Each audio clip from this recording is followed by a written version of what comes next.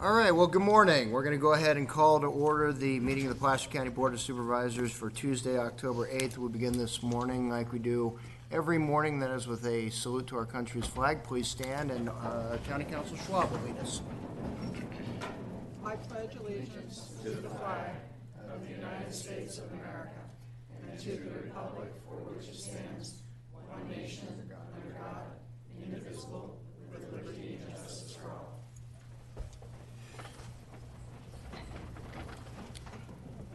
Thank you. We will move on to our consent calendar. I am aware that CEO's office wants to remove item 20B. That's correct. Okay, and we're going to pull item 19C as well off of consent and actually do that live and in person here. So other than 20B and 19C, are there any items that board members want to have removed from the consent calendar? Yeah, oh, I meant to welcome back my bearded colleague. Welcome back from your journey to paradise, and thanks a lot for not taking us with you, Jack. I'm leaving in a week. Yeah, okay. All right, anybody in the public have any item that's on the consent calendar they would like to have removed for discussion? All right, seeing none, I will entertain a motion on the Second? That was a motion Holmes and a second Wygant. We'll have a roll call on consent, please. Gore? Yes. Wygant? Yes. Holmes? Yes. Gustafson? Mueller? Aye. How's not the order there? If you need a little help with the names, you just let me know. And I'll just... Okay, public comment. This is time when members of the public can address the board on any item that is not on the agenda, knowing that the board cannot take action on items raised under public comment. If you want to address the board, feel free to step forward. Try to limit your comments to 3 minutes, and please identify yourself so we know who is addressing us. Good morning. Good morning. Thank you for having me. I'm Emily with Y Green Energy Fund. We're a leading PACE finance company. Emily, I do need a last name. Emily Goodwin. Thank you. And thank you, members of the public. I'm here today to basically say to you that we're very interested in serving Placer County. And I sent you an email this morning. I've sent some materials to the board previously about our program, but really wanted to give the chance for some of our local contractors to speak on behalf of expanding PACE in Placer County. And I brought some supplemental information as well, support letters that have already been submitted to the board, and a copy of our Consumer Assurances brochure, which is provided to all customers before completing the application. So I'll leave that with the clerk. And at this time, I'm going to turn it over to a few of our contractors. I also briefly want to introduce members of our sales team that have come. They live locally and they work closely with the contractors and the property owners to complete projects to make sure the customers are satisfied. So I'm going to start with Quality First Home Improvement and bring that contractor up to say a few words. Great. I'll leave this with the clerk. Thank you. Good morning. Thank you for letting me speak. I am a Northern California contractor. Do you need a name, please? Scott Gabbery. Thank you. I'm also a Placer County resident. I've used these programs since their beginning in the area. My company has over 35,000 installed customers in remodeling. We specialize in energy efficiency, from windows to energy efficient roofs to solar. And in the solar industry for over 10 years in California, which is a tough industry to be in. Good companies, good finance companies have made it better for consumers. These programs have worked so well in improving people's home on energy efficient levels. Whether you live in PG&E areas or have high utility bills, there's so many things you can do. It's not just about solar. Solar can be a Band-Aid for poor energy efficient homes. So we go out and we meet with customers, and sometimes it's solar with windows, and sometimes it's windows, and sometimes it's a lot of these products that these banks offer. They're there for the consumers, they're there for the state, they're there for energy consumption, which is a huge problem in this region. We have these issues with blackouts coming and fear, and we're a contractor that has 15 years experience, so we offer many of these banks to consumers for the right fit. They've done a great job in consumer protection so that it isn't the way that it used to be, or the fear, how it used to be, is no longer there. Good companies outlast these problems. successful companies are successful because they've overcome obstacles. So I have firsthand knowledge of watching this, being a part of it. We'd love to be in this region. I'm a resident. I grew up in Auburn. I played Little League Baseball here. So it's a very special place to my heart. So to be able to provide these type of products with good funding for my sister who lives here and other family members, it's important. It's important for the county to hear the good people. There's a lot of them out there, and we work really hard at that. So we thank you for the consideration and available for any other comments or questions. Thank you.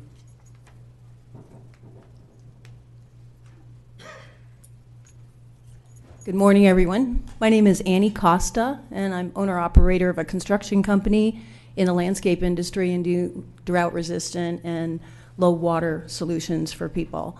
And one of the things that I wanted to share with you guys is the accessibility of funding through these programs for customers that may not have other options.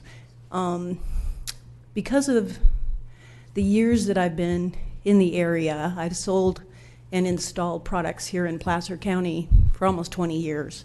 And when the PACE funding companies came to be, it opened up an entirely new opportunity for my customers to gain funding.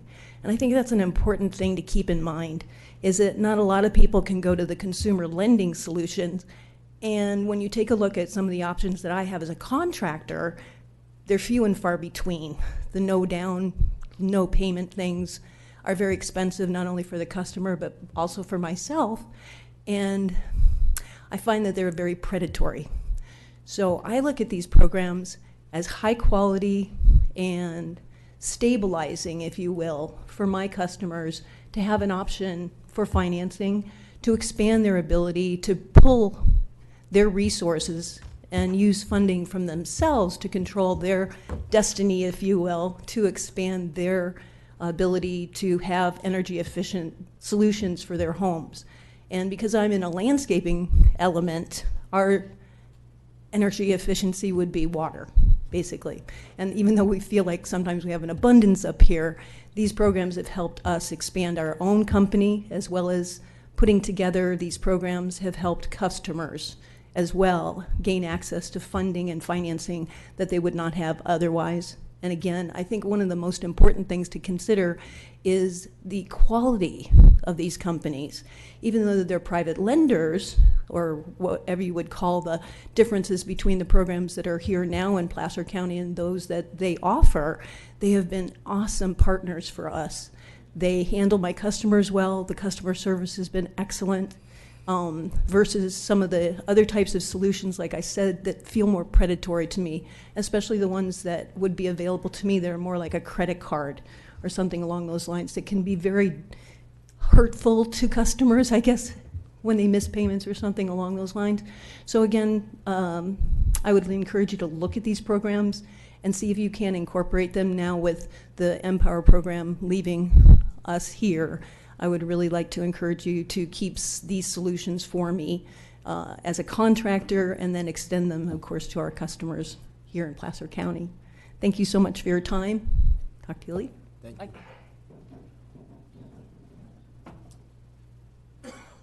Good morning. My name is David Sturgeon. I am the Director of Operations at Service Champions Heating and Air Conditioning. We're out of Rockland. Myself, I'm born and raised in Auburn. I've lived here my whole life. You know, what we found is that the PACE programs really provide a solution for a lot of our clients and homeowners that may not have had a way to upgrade their home to get the energy efficient measures completed. And we've struggled in Placer County. We found ourselves having to turn away business, not being able to provide homeowners with new heating and air systems because they simply can't get financing for them. And the PACE program we found does open a lot of doors for those folks. And we've been bugging our representatives for years, wondering when we're going to get into Placer County.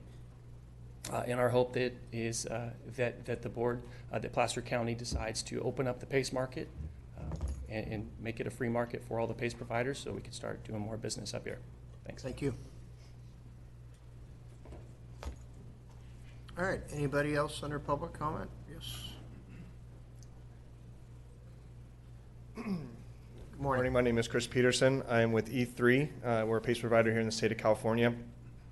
Appreciate the opportunity to speak about PACE today. I want to help you guys understand there's some legislative enhancements that's happened in the PACE world, the PACE industry, that are pretty relevant based on a lot of the feedback that folks have received around the state over the last few years. We're now regulated by the Department of Business Oversight. There is mandatory contractor training. We evaluate the applicant's ability to pay and to repay that assessment. Lots of the reasons why the Placer had their own county and just kept it that way, those have been addressed legislatively and are now, as far as I'm concerned, this is probably the safest form of home improvement financing that you can get in terms of consumer protections. At the end of the day, with Empower sunsetting their program, I think it's important to hear what these contractors are saying about what's going on in your community and in the market and the gap that has been created by that Empower sunsetting, and to hear more about what the constituents here of Placer County have to say about the lack of PACE. So hopefully you'll take that into consideration and we can come forward and open up the market here. So thank you very much. Thank you.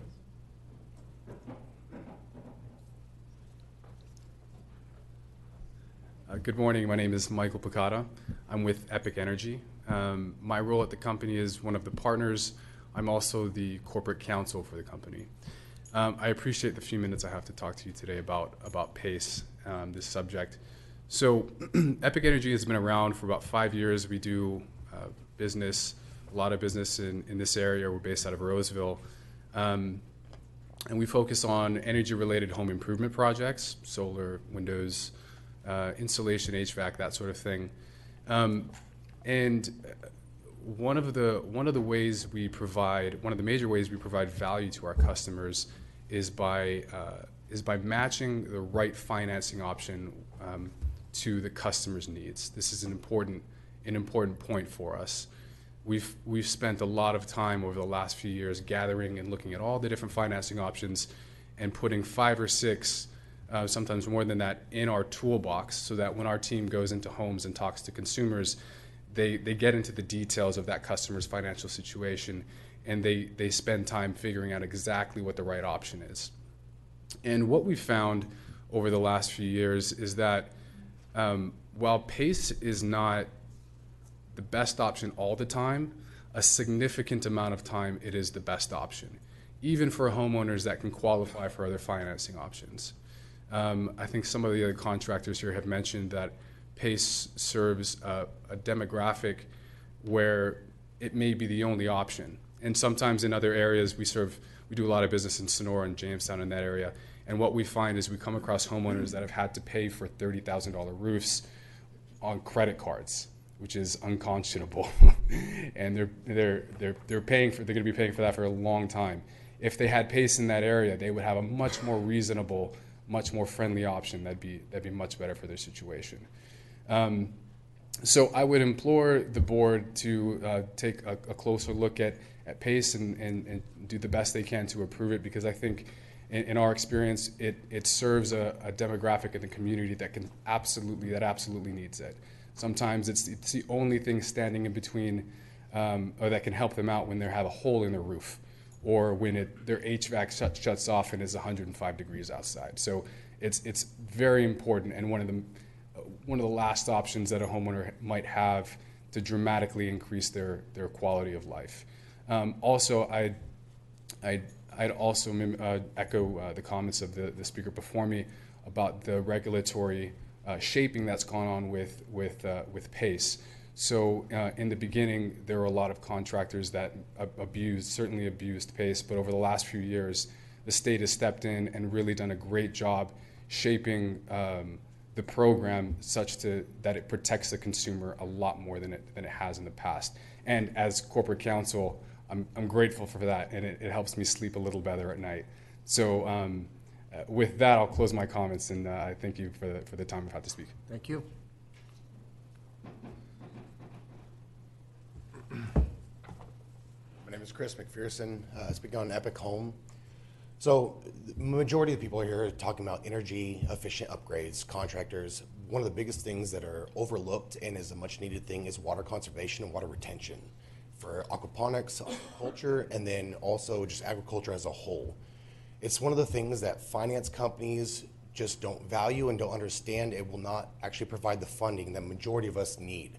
I'm a constituent here, I have a business, and I am a contractor. We've been in a state of water crisis in California for several years, and it does not need to be a fact, but the problem is we don't have the funding to be able to have these measures met by being able to do the water conservation. So PACE is something that does not overlook that. It's energy efficient, that's the majority of people are talking about here, but water conservation is a majority of a need in Placer County and in California as a whole. It's something that now it can be the bridge gap in financing for us all, and is something that is needed. We know agriculture is a major part of California. Water is that vital fluid that needs to be provided, and we need the funding to be able to make that happen. So PACE once again, may not be the best option, but it is a major and may be the only option when it comes to water conservation and retention. So please, at least as elected officials, give us the elective Belarus that is available for us, that's available in other counties, that now should be available for Placer. At least allow us to have the option to choose that. That's it. Thank you.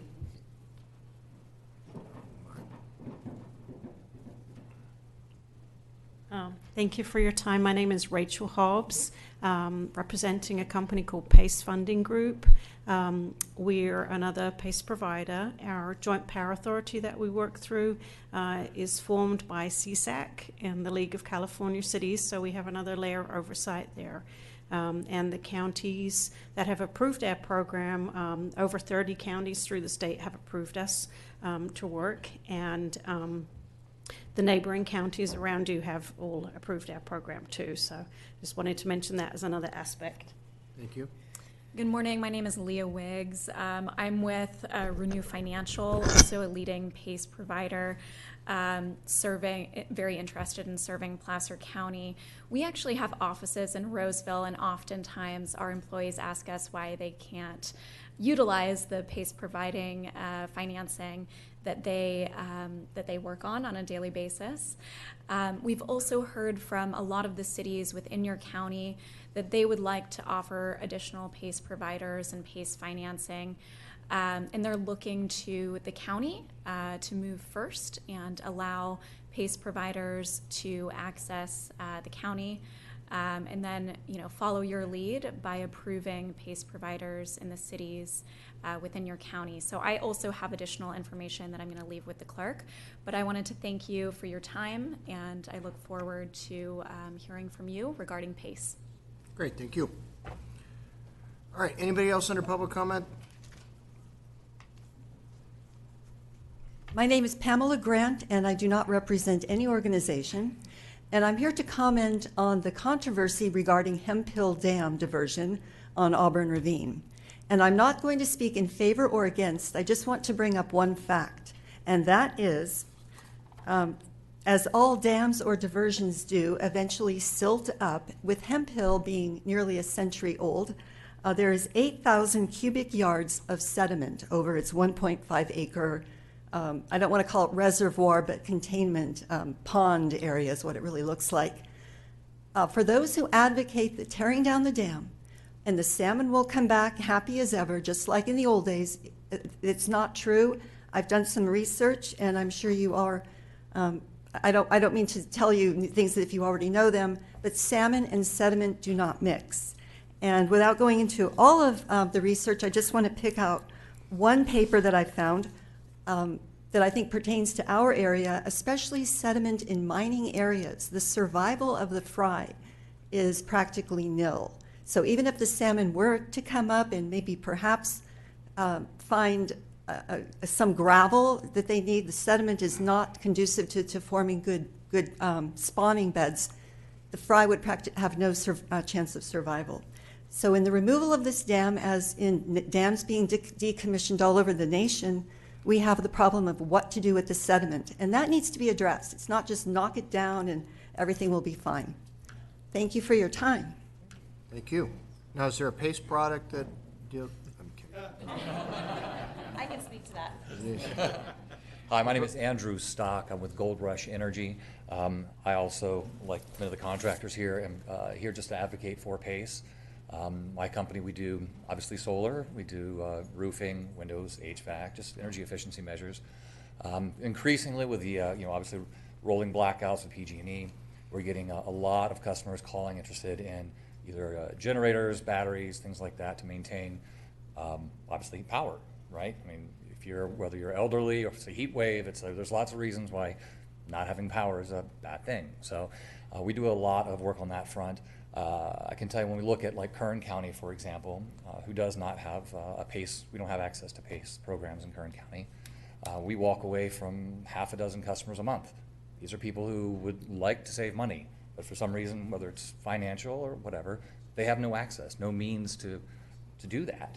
So we're leaving those people just in the dark, so to speak. So I can see the same thing happening here.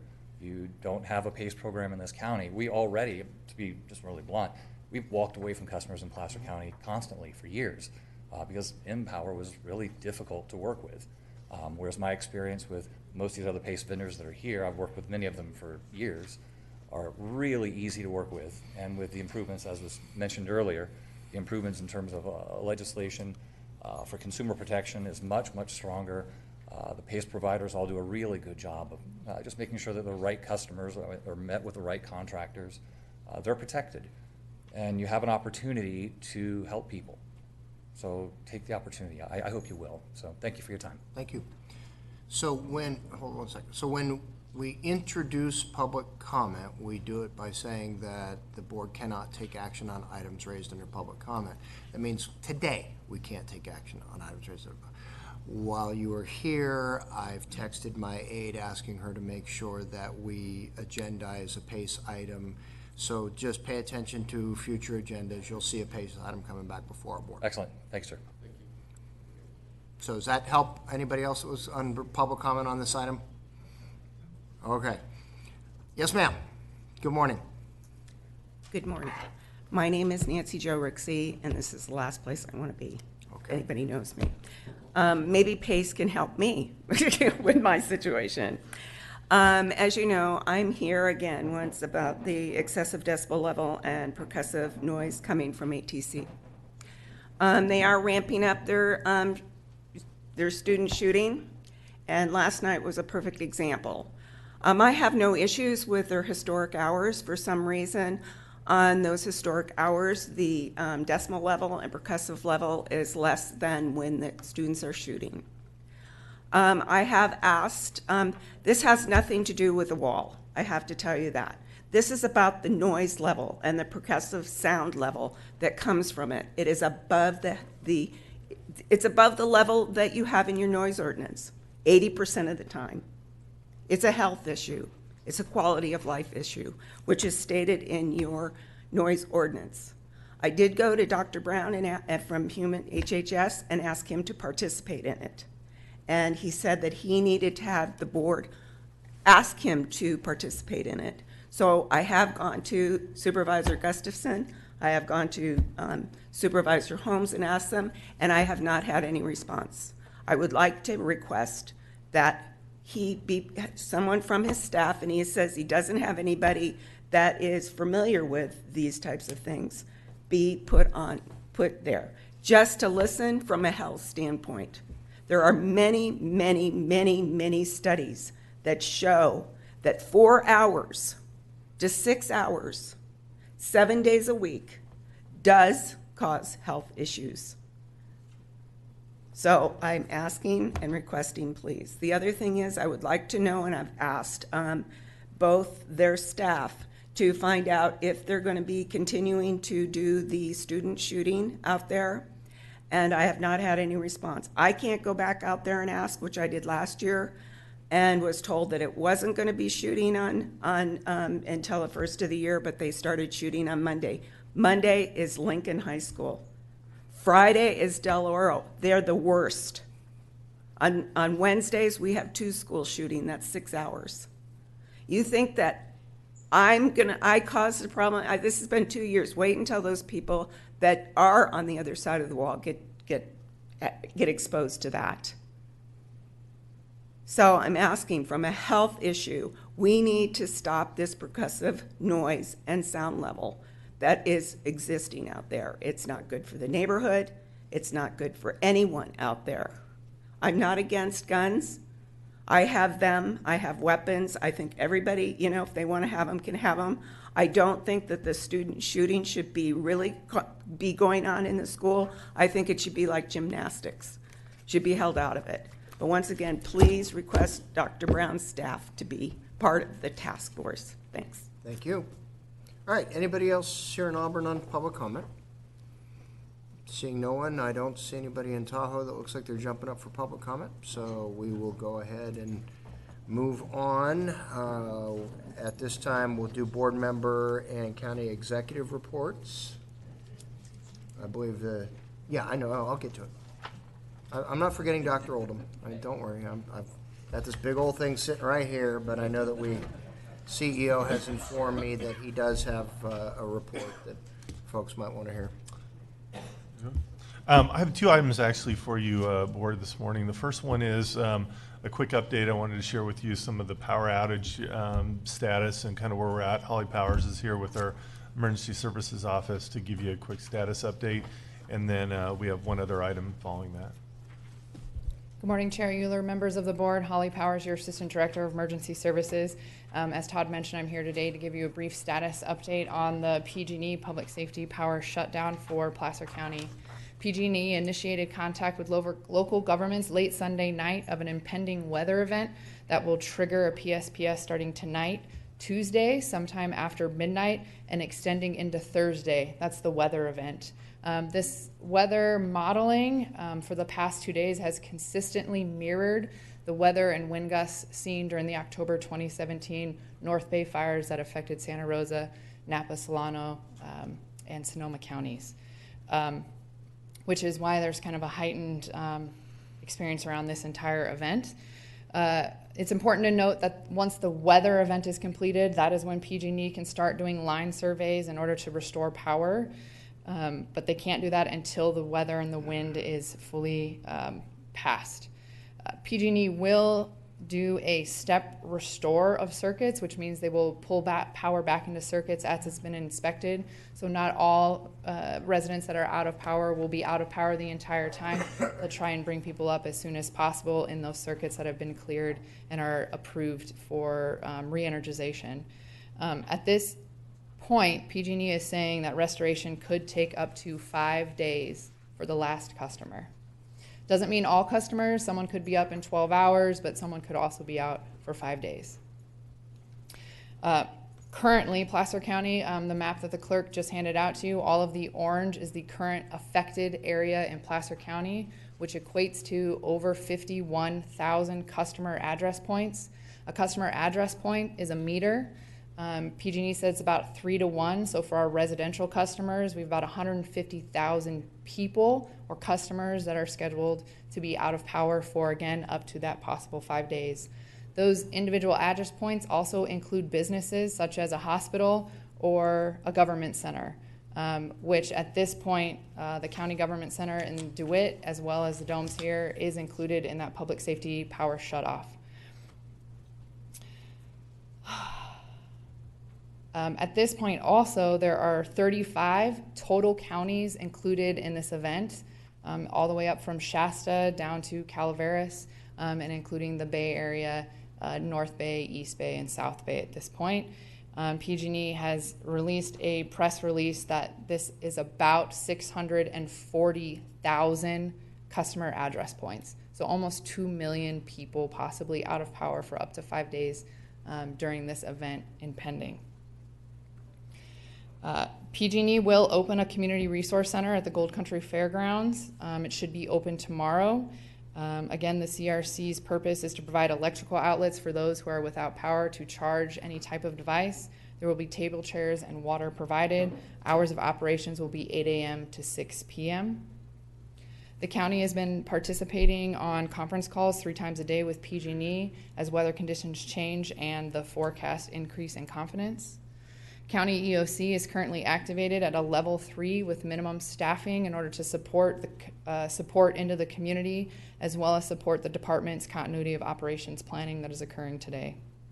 We've been holding twice daily conference calls with county departments and cooperating agencies since Monday, as well as sending email updates.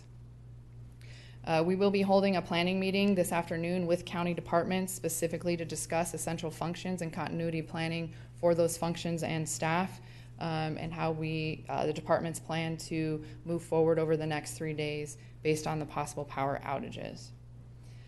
If any community member has questions about this PG&E power outage, they need to go to the PG&E website, www.pge.com/PSPS.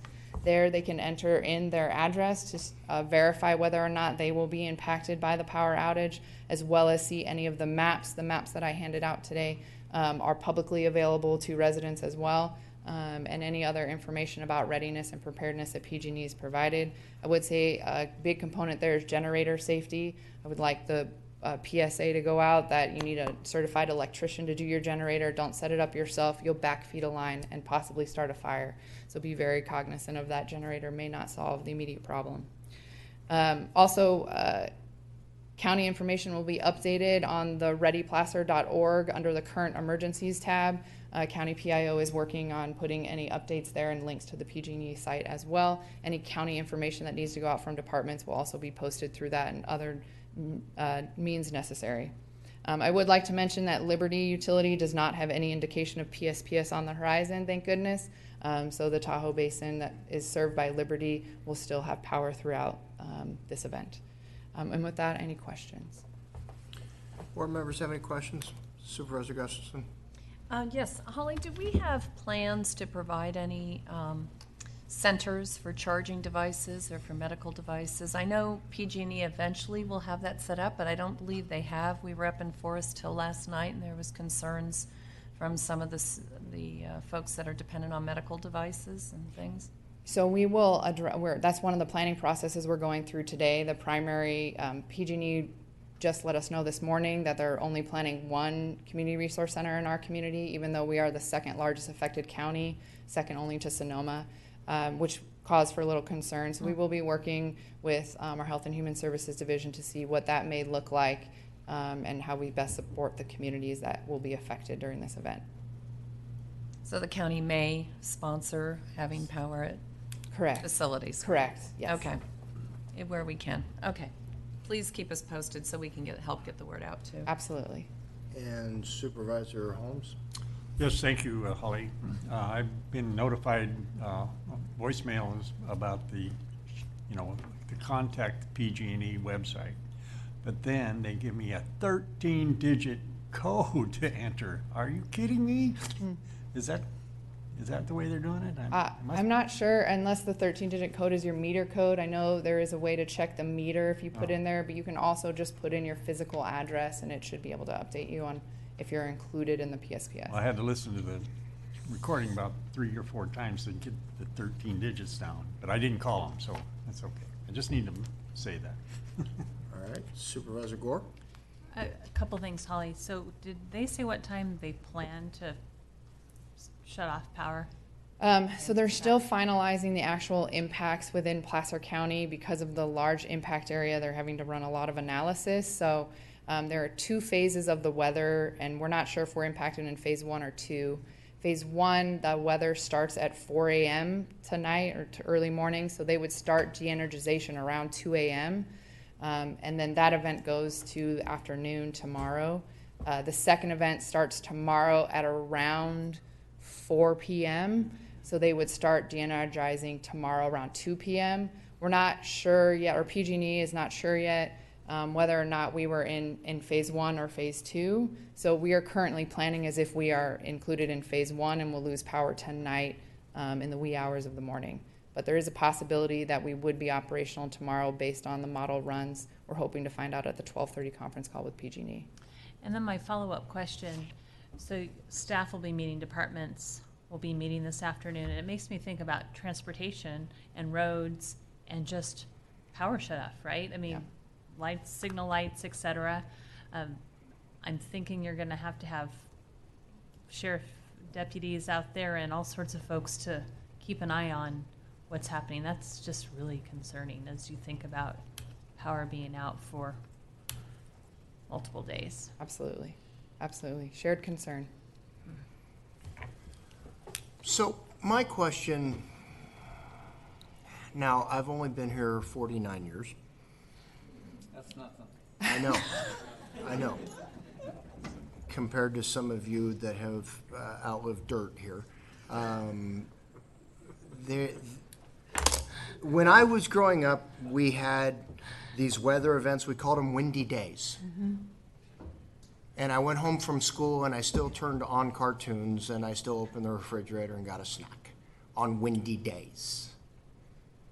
Why are we accepting this as the new normal? What is being, while we are running around frantically trying to figure out how to continue service and operations to the people that we serve, what is being done at the PUC with PG&E to figure out how we stop this nonsense in the first place?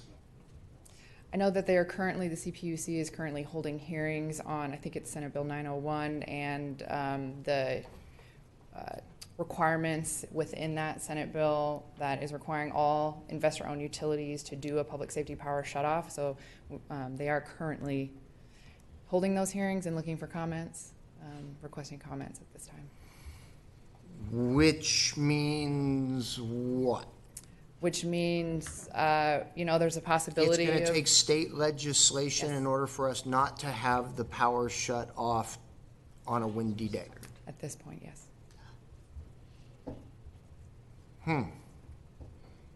Gone from being the 5th strongest economy to being a third world economy, I guess. All right, well, that was my personal editorial. That does not reflect the opinions of this board, nor any of the management staff of Placer County. Simply my opinion. All right, thank you very much. Yes, did you have something else you want to Well, add? first, thank you, Holly. I know you guys done a lot of proactive work on this space, and I appreciate that. So thank you for that. Absolutely. The next item I want to quickly touch base on is October is Cyber Security Awareness Month. So I wanted to have Jarrett come up and give a quick update of kind of what we're doing in the space. Another, obviously we need power to have cybersecurity issues, but we got that.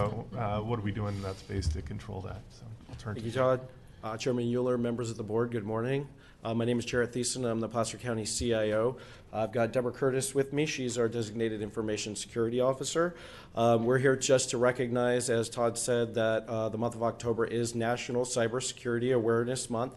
And we want to tell you about some of the things that we're doing in the month of October to really raise awareness among employees of Placer County to combat the threats that you're hearing probably every day in the news. And I am here to tell you that those threats are real. They do affect Placer County. Fortunately for us, we've got a wonderful team of security analysts that are led by Ms. Curtis. They're working diligently every day to combat those threats. Deborah has been with Placer County for 2 years. She's really elevated the security awareness team and the security awareness program to a new level. I believe we're being recognized across the state as really the model security information program that other counties are trying to follow at this point. So I'm going to turn it over to Deborah, and she's going to tell you about all the wonderful things that we're doing this month. Good morning, Chairman Euler, members of the board. It's a pleasure to be here. I'm Deborah Curtis, Information Security Officer for Placer County. So as Jarrett said, the threat is real. You hear in the news about Equifax and Capital One, but what I'm sharing with you here, these are public sector municipalities that have been hit in the last year with cyber attacks. Very costly. And on the list, a county in California that had no county email, no public website, and no phones for 3 weeks in April due to a cyber attack. Now, in our modern networks, the networks are very robust, and we have layers and layers of technology protecting us and keeping attackers out. Our biggest vulnerability is our employees, and that's how every one of these attacks started, was from an employee. So the number one cybersecurity threat is the employee. These are not malicious employees. These are, all of us, right? On the one hand, we have the employees who are working very fast, doing a lot of things, multitasking. They make an error. right? They release data, they release more than they were supposed to, or take a misstep. On the other hand, our biggest threat is phishing emails. This is because the network is actually very robust and they cannot get through the technology. They'll manipulate our people to get whatever they can, get credentials, get in, get data, and do some malicious activity on the inside. So the way to combat this is security awareness training continually, not just a little bit, but continual. So this is our three-pronged approach. We have a live information security presentation at every new employee orientation, and that's for 30 minutes. We talk about protecting the data and information security and the type of data that we handle in the county, all of the confidential data. The second part is annual required interactive training through the learning management system, Placer Learns. And the third part that we do is quarterly phishing tests with instant feedback. So on our phishing tests, we send an email that looks exactly like a phishing email to all employees. And these emails, they're very tricky. They look legitimate, like they're coming from Wells Fargo or Exchange or an internal department.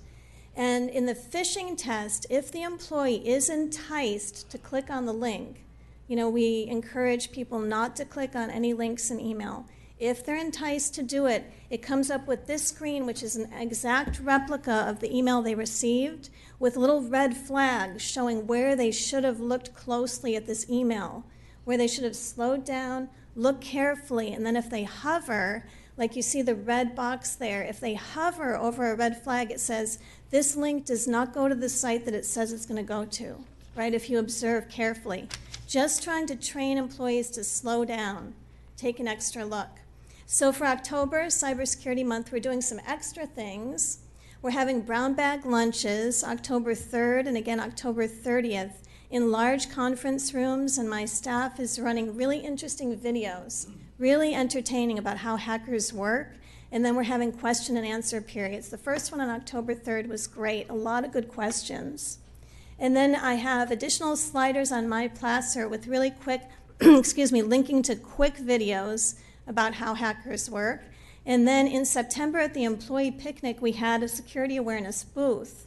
At the picnic, we devoted our information technology booth to the subject of phishing emails. So we mixed up the theme, mixed up phishing like rod and bait with phishing emails, trying to catch something.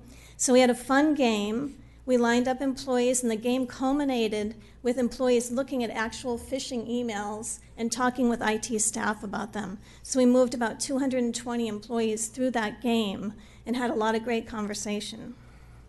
So that's what we're working on around the year, and then especially in October, just to shore up the network, shore up our defenses, and anything that the employees learn helps to protect Placer County, and it also helps them at home, because these are the same kind of challenges that we face, at work and at home in this environment. So thank you. Any questions? Thank you. Any questions by board members? Just want to be sure no actual employees were harmed during the conduct of that booth. No, they weren't. That none of them actually suffered damage that we're now going to be liable for. And those were all fake links, right? Thank you. Thank you. All right. Is that? That's it. That's your things? Okay. Yep. Any board members have anything under board member and county executive reports? Not seeing any, we'll go ahead now to the consent item that we pulled. I believe it was 19C. Item 19C. This is a commendation for the good doctor, Dr. Oldham, who is bailing out on us. Evidently has found a place to go where the power doesn't get shut off, and so he's going there. It's called every place else in the United States. In the matter of accommodation, recognize. I'll read this, and then we'll let you. Unless you want to, why don't you go ahead and give your introductory remarks, and then we'll go. Okay. Thank you, Chair Euler, members of the board. Today's a bittersweet moment for the department and the county. While we certainly celebrate Rob's great opportunity at Sutter Health, we're incredibly sad to see him go. And I just have to note that Rob has worked tirelessly over the last 5.5 years, protecting and promoting the health of our community residents. Started with protecting the county from a host of outbreaks, ranged from pertussis and measles, but Rob also jumped in during all emergencies. One great example is the threatened collapse of the spillway at the Oroville Dam. Rob was one of the first people on site with his staff to open up the shelter that we did at the fairgrounds in Roseville, and then went the extra mile to personally meet with everybody that needed medical assistance at that shelter to make sure that their medical needs were taken care of.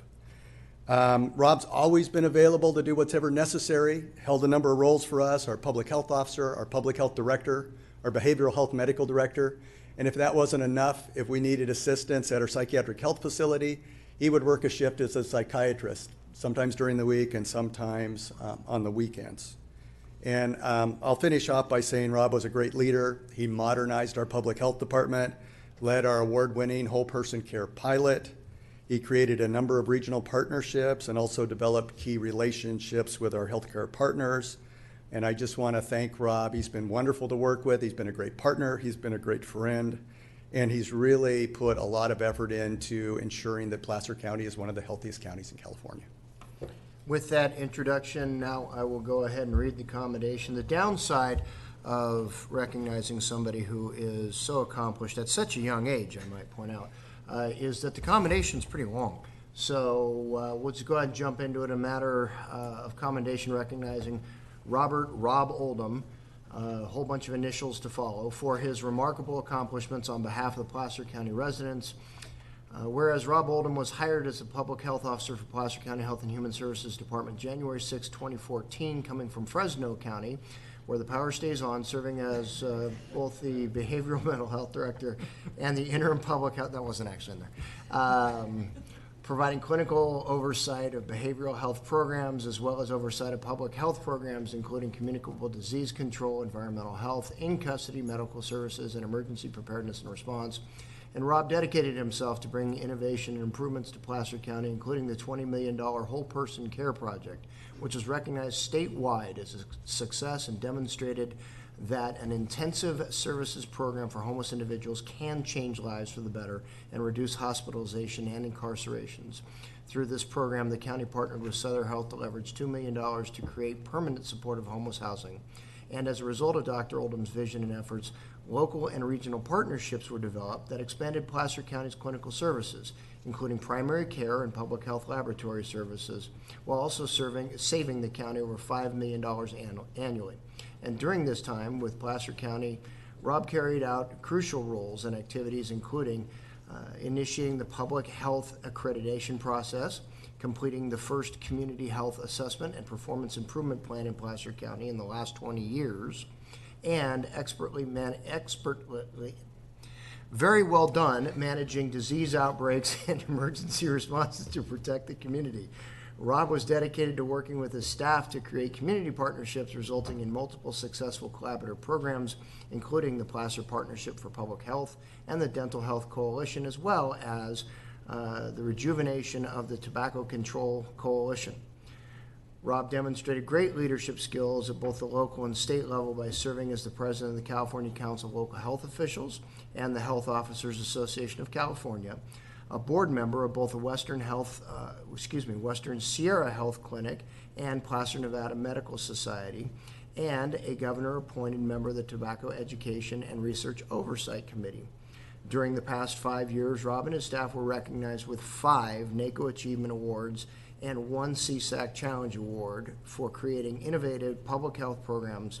Dr. Oldham also worked with policymakers to implement a smoke-free government center and protect health realignment funds to maintain critical public health programs. Now, therefore, let it be known that the above commendation was duly passed by the Board of Supervisors of the County of Placer on behalf of the citizens of Placer County at a regular meeting held October 8, 2019, and hereby commends Dr. Robert Oldham for his exemplary leadership in health and human services and for his outstanding dedication to the residents of Placer County. May I have a motion on the commendation? Second. Motion Holmes, second Wygant. All in favor say aye. Aye. Aye. Opposed, none. Now I can present it.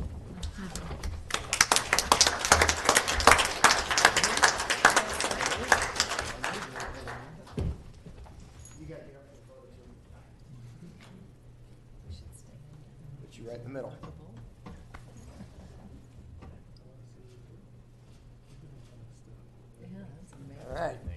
Congratulations. Thanks so much. Thank you. I just wanted to take a minute. I know we're running late, but just wanted to thank everyone, especially Jeff and Todd and this board, not just for the commendation, but for really all the support over the last 5.5 years.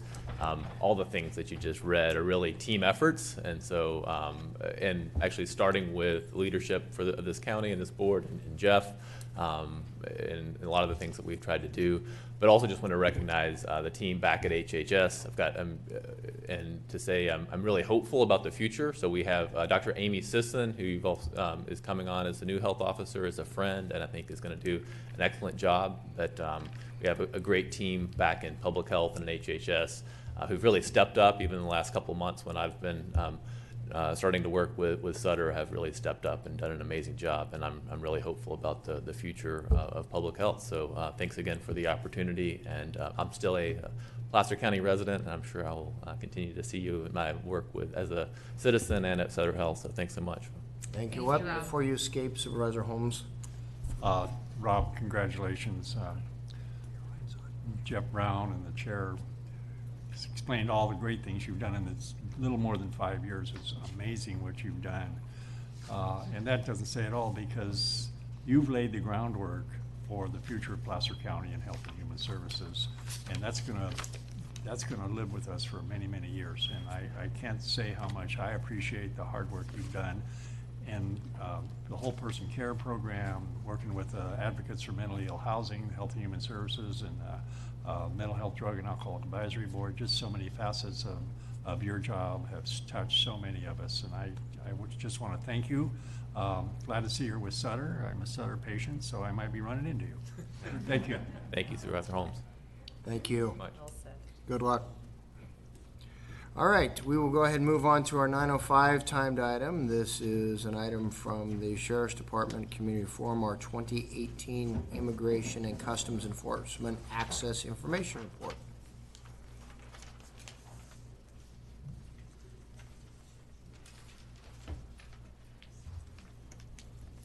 Good morning, Chairman Euler. Oh. Sorry. Good morning, It Chairman has the Euler, members of captain the down board. here is presenting the. Mr. Leopold, Ms. Schwab, Mark Jackman, the Placer County Sheriff's Office. We are here this morning, as you said, to conduct a community forum to receive the 2018 Immigration and Customs Enforcement Access Information Report. And with me today is Captain Dave Powers, the commander of our South Placer Jail, also Senior Administrative Services Officer Katie Orsino from my office. And I'm going to turn it over now to Captain Powers to conduct the forum. Good morning. Good morning. Chairman Euler, members of the board, CEO Leopold, Dave Powers, Placer County Sheriff's Office. This presentation, once again, is going to be short, specifically due to the fact that Placer County Sheriff's Office continues to be minimally impacted by SB 54 compared to other counties in California. As you know, SB 54, also known as the California Values Act, became law January 1, 2018. Placer County Sheriff's Office has policies in place that are within line to SB 54, and we comply with the state law. The Truth Act requires the Sheriff's Office to hold a community forum and present data pertaining to ICE hold, notification, or transfer requests from the previous year, which is the reason I'm here. We provide information regarding a person's release date or respond to requests by ICE for notifications prior to release. We provide this only if the information is available to the public or the inmate has qualifying convictions specified in Government Code 7282.5. We do not provide work or home information in accordance with the law. In 2018, we received 90 requests from ICE requesting notification of release or transfer, which is an increase of 27% from the year before. Of those 90 requests, we gave advance notice of release on 3 of the inmates who had qualifying convictions. We do not transfer an inmate to immigration authorities unless authorized by a federal arrest warrant, and none were received in 2018. However, if ICE is present at the time of release, the individual may be taken into their custody. We had 9 requests from ICE to interview individuals. Of these, all 9 denied the request. This concludes my presentation, and I'll be happy to take any questions the board may have. Board members have questions? I do.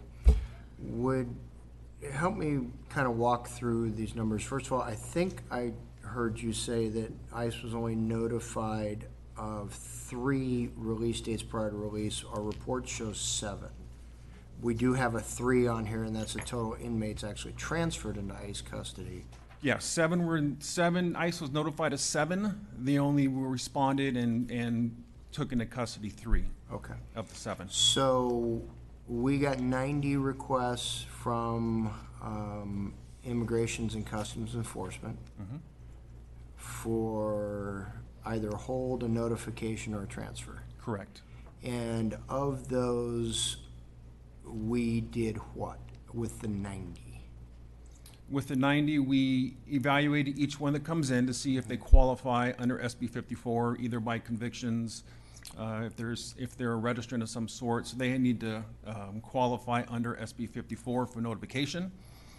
If they do, then we will notify them. We put a file in their piece of paper in their file, and we'll notify ICE prior to release. So that would be the 7? That would be the 7 we did. Okay. So what, just out of the remaining curiosity- 83, what we do is we tell ICE that they do not meet, they do not qualify under SB 54. However, any information could be available to them on our website, and that information is available to the public, so they can go on our website and gain that information. Okay.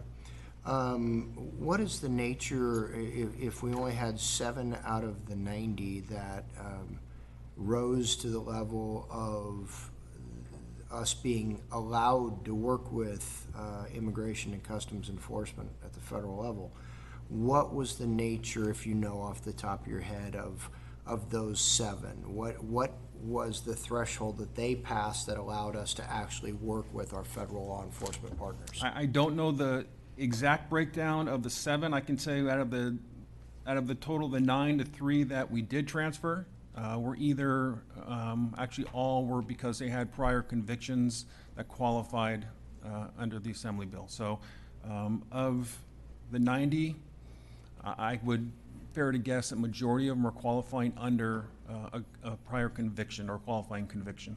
Okay. And the others so we had a total of 3 that were transferred into the custody of our Immigration and Customs Enforcement partners. The other 87 would have been released. Correct. Okay. Prior to the passage of this law, what would have happened traditionally? They would have been released just as well, unless ICE had some information or knew of them. Then they would request that they be released to them, but we would still have to require them with a federal warrant to hold them any longer than their release date. Okay. Do we have any data that shows what those numbers were in terms of requests that we historically received from ICE for hold, notification, and transfer, what our compliance rate was with those versus where we sit today? We don't. We didn't. This is something that we didn't track prior to this starting. Okay. Thank you. That's all the questions I have. Seeing no other questions by board members, any members of the public have any questions they'd like to ask? All right. This is not an action item. We are simply required to conduct a community forum, so this will have served as that community forum. If there are no other questions from board members, thank you very much, Captain. Appreciate your time this morning. All right, we'll move on to our 9:15 timed item. That is the jail booking, jail access, and incarceration fees. This is a public hearing. Good morning again. Mark Jackman, Placer County Sheriff's Office, joined by Katie Orsino, Senior Administrative Services Officer. We are here this morning to conduct a public hearing to introduce an ordinance amending the Sheriff's Office booking fee, jail access fee, criminal justice administration fee, and the incarceration fee. I'm going to turn it over to Katie to walk through each one of these fees. Good morning. Annually, the Sheriff's Office contracts with the firm MGT of America to conduct an annual study of all of these fees. The calculation utilizes Sheriff's Office financial data from the most recently closed fiscal year. At the time the current study commenced, that was fiscal year 17-18. I'll start with the booking fee. In 1990, the California legislature granted counties authority to charge cities and other districts a fee to recover costs related to booking into county jail. In statute, this is referred to as a booking fee. In 2007, the state committed to appropriating $35 million directly to counties for booking and determined that counties may no longer charge cities directly per booking when the full funding of the $35 million is in place. However, the California Government Code also states that counties must continue to calculate the booking fee each year in case the state reduces or eliminates that funding. Under the methodology provided by the applicable California Government Code, the booking fee is calculated at $174 for fiscal year 1920. This is an increase of $8 over the prior year. However, the state has maintained the full $35 million in funding. Our share is estimated to be about $464,844 from the state from 1920. Therefore, the booking fee has been calculated but will not be charged at this time. Jail access fees. Under California Government Code, counties may charge local agencies a jail access fee if bookings related to municipal code violations and misdemeanor violations, except DUI and domestic violence, exceed the prior 3-year average. For fiscal year 1920, Placer County jail access fee is calculated to be $616, which represents a $14 decrease from the prior year. Anticipated revenues for fiscal year 1920 are unknown. However, in 1819, jail access fees charged to cities totaled $182,700. The Criminal Justice Administration fee. Previously, this has been referred to the sheriff's booking fee or the administrative fee in county code, and that caused some understandable confusion with the state booking fee. So to remedy this, we propose changing the name to the Criminal Justice Administration fee, and that change will occur with adoption of the ordinance we're introducing today. California Government Code authorizes the county to assess a Criminal Justice Administration fee for booking arrestees if they are later convicted of an offense related to the arrest. This fee is imposed by the court, is based on the defendant's ability to pay, and cannot exceed the actual administrative cost. For fiscal year 1920, the Criminal Justice Administration fee is not to exceed $616, a decrease of $14 over the prior year. The daily jail rate, also known as incarceration fee, is also ordered by the court. A defendant convicted of an offense may be required to pay all or a portion of the cost of incarceration. Per penal code, the fee cannot exceed the actual average per day basis cost, is imposed at the discretion of the court, and is based on the defendant's ability to pay. For fiscal year 1920, the maximum medium security incarceration fee is $225, an increase of $1 over the prior year. For minimum security, the new rate is $97, decrease of $7 over the prior year. Subject to review and comments, we request your board approve the fee adjustments as submitted. Board members have any questions? One question I have is, so the booking fee itself, we were precluded by virtue of legislation in 2007 from charging a booking fee to the jurisdictions as long as the state met its obligation of $35 million. That $35 million was not, however, adjusted for inflation, right? So today, according to the handy-dandy inflation calculator I have, that number should be $43 million that the state should be paying, but they're still at 35. And so the county is essentially, if, and this is a huge if, the $35 million statewide was enough in 2007 to make counties whole for the cost of booking folks that come from incorporated areas. Like I say, huge if. If that actually covered the cost at the time, it's clearly not covering costs today because the state has not adjusted what it is they're paying. I believe the intention, and this is not explicitly clear in the code, but the jail access fee is meant to help offset when those... Supplement. Yes, correct. Yeah. That's our way. When one fee doesn't seem to cover it, we have to go create new ones. Okay, thank you.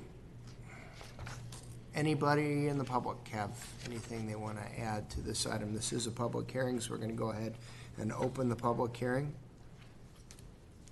And seeing nobody rising, we will close the public hearing and bring it back to the board for action. Mr. Chair? Oh, yes. You have been presented with an ordinance that is revised simply in formatting. There's nothing in the substance. We request that you adopt this revised ordinance that was presented to you this morning. Thank you. So the motion is for the revised ordinance? Yes. Okay. And I'm sorry, the second was Gustafson, is that what I heard? Yeah, okay. So we have motion Holmes, second Gustafson. All in favor, please say aye. Aye. Aye, opposed? None? Thank you very much. Okay, moving on. Cedra item, being asked to establish a new Williamson Act contract. Good morning. Good morning. All right. My name is Callie Kittinger-Cecil with the Planning Services Division, and this morning is an item to establish a new agricultural preserve in Williamson Act contract from property owners Adrian, Bruno, and Aurora Vargas. The 40-acre site is located at 235 Critter Creek Road in Lincoln, and improvements to the site include a 2,500 square foot home, a flood irrigation system, a 30 horsepower turbine pump, a 10-inch PVC irrigation main, a 1,200 square foot barn for hay and equipment storage, a solar system for the pump, and perimeter and cross fencing for rotational grazing. And planned future improvements include a 4,000 square foot barn for additional hay storage. The Vargas family uses the property for raising cattle and growing hay. 12 acres of the 40-acre site are irrigated pasture for grazing 12 pair of cattle, which you can see down at the bottom of the property. That's the irrigated area. The property owners are currently working with the Natural Resource Conservation Service to upgrade the existing irrigation for an additional 25 acres of irrigated pasture. This would allow for 23 additional pair of cattle for a total pair of 35. The property produces approximately 200 tons of hay annually, and the property owners retain 30 to 40 tons of that hay to feed the cattle, and then the balance is sold at market. An economic analysis prepared by the Placer County Farm Advisor determined that from the sale of hay and cattle, the anticipated gross production value is $41,020, which exceeds the minimum gross income of $4,500. It is anticipated that this gross production value would increase once the irrigation system on the other 25 acres is complete and the number of cows is increased to 35 pair. Though the parcel is less than 100 acres, the board may determine the proposed preserve consisting of less than 100 acres qualifies for approval. Because it is located in an area with unique agricultural enterprises, the establishment of the preserve is in the public interest, and the contract qualifies because it is surrounded by more than 4,300 acres of enrolled properties, which is what is shown on the slide before you. All of the properties that are shown in orange are also enrolled. So this property is within a larger swath of enrolled properties. Staff is recommending that your board take the following 3 actions. The first is to find the proposed agricultural preserve categorically exempt from the environmental review pursuant to Section 15317 of the California Environmental Quality Act. Adopt a resolution creating agricultural preserve PLN 19-00108 based on the findings contained in the staff report. And finally, approve and authorize the chair to execute the Land Conservation Agreement, PLN 19-00108.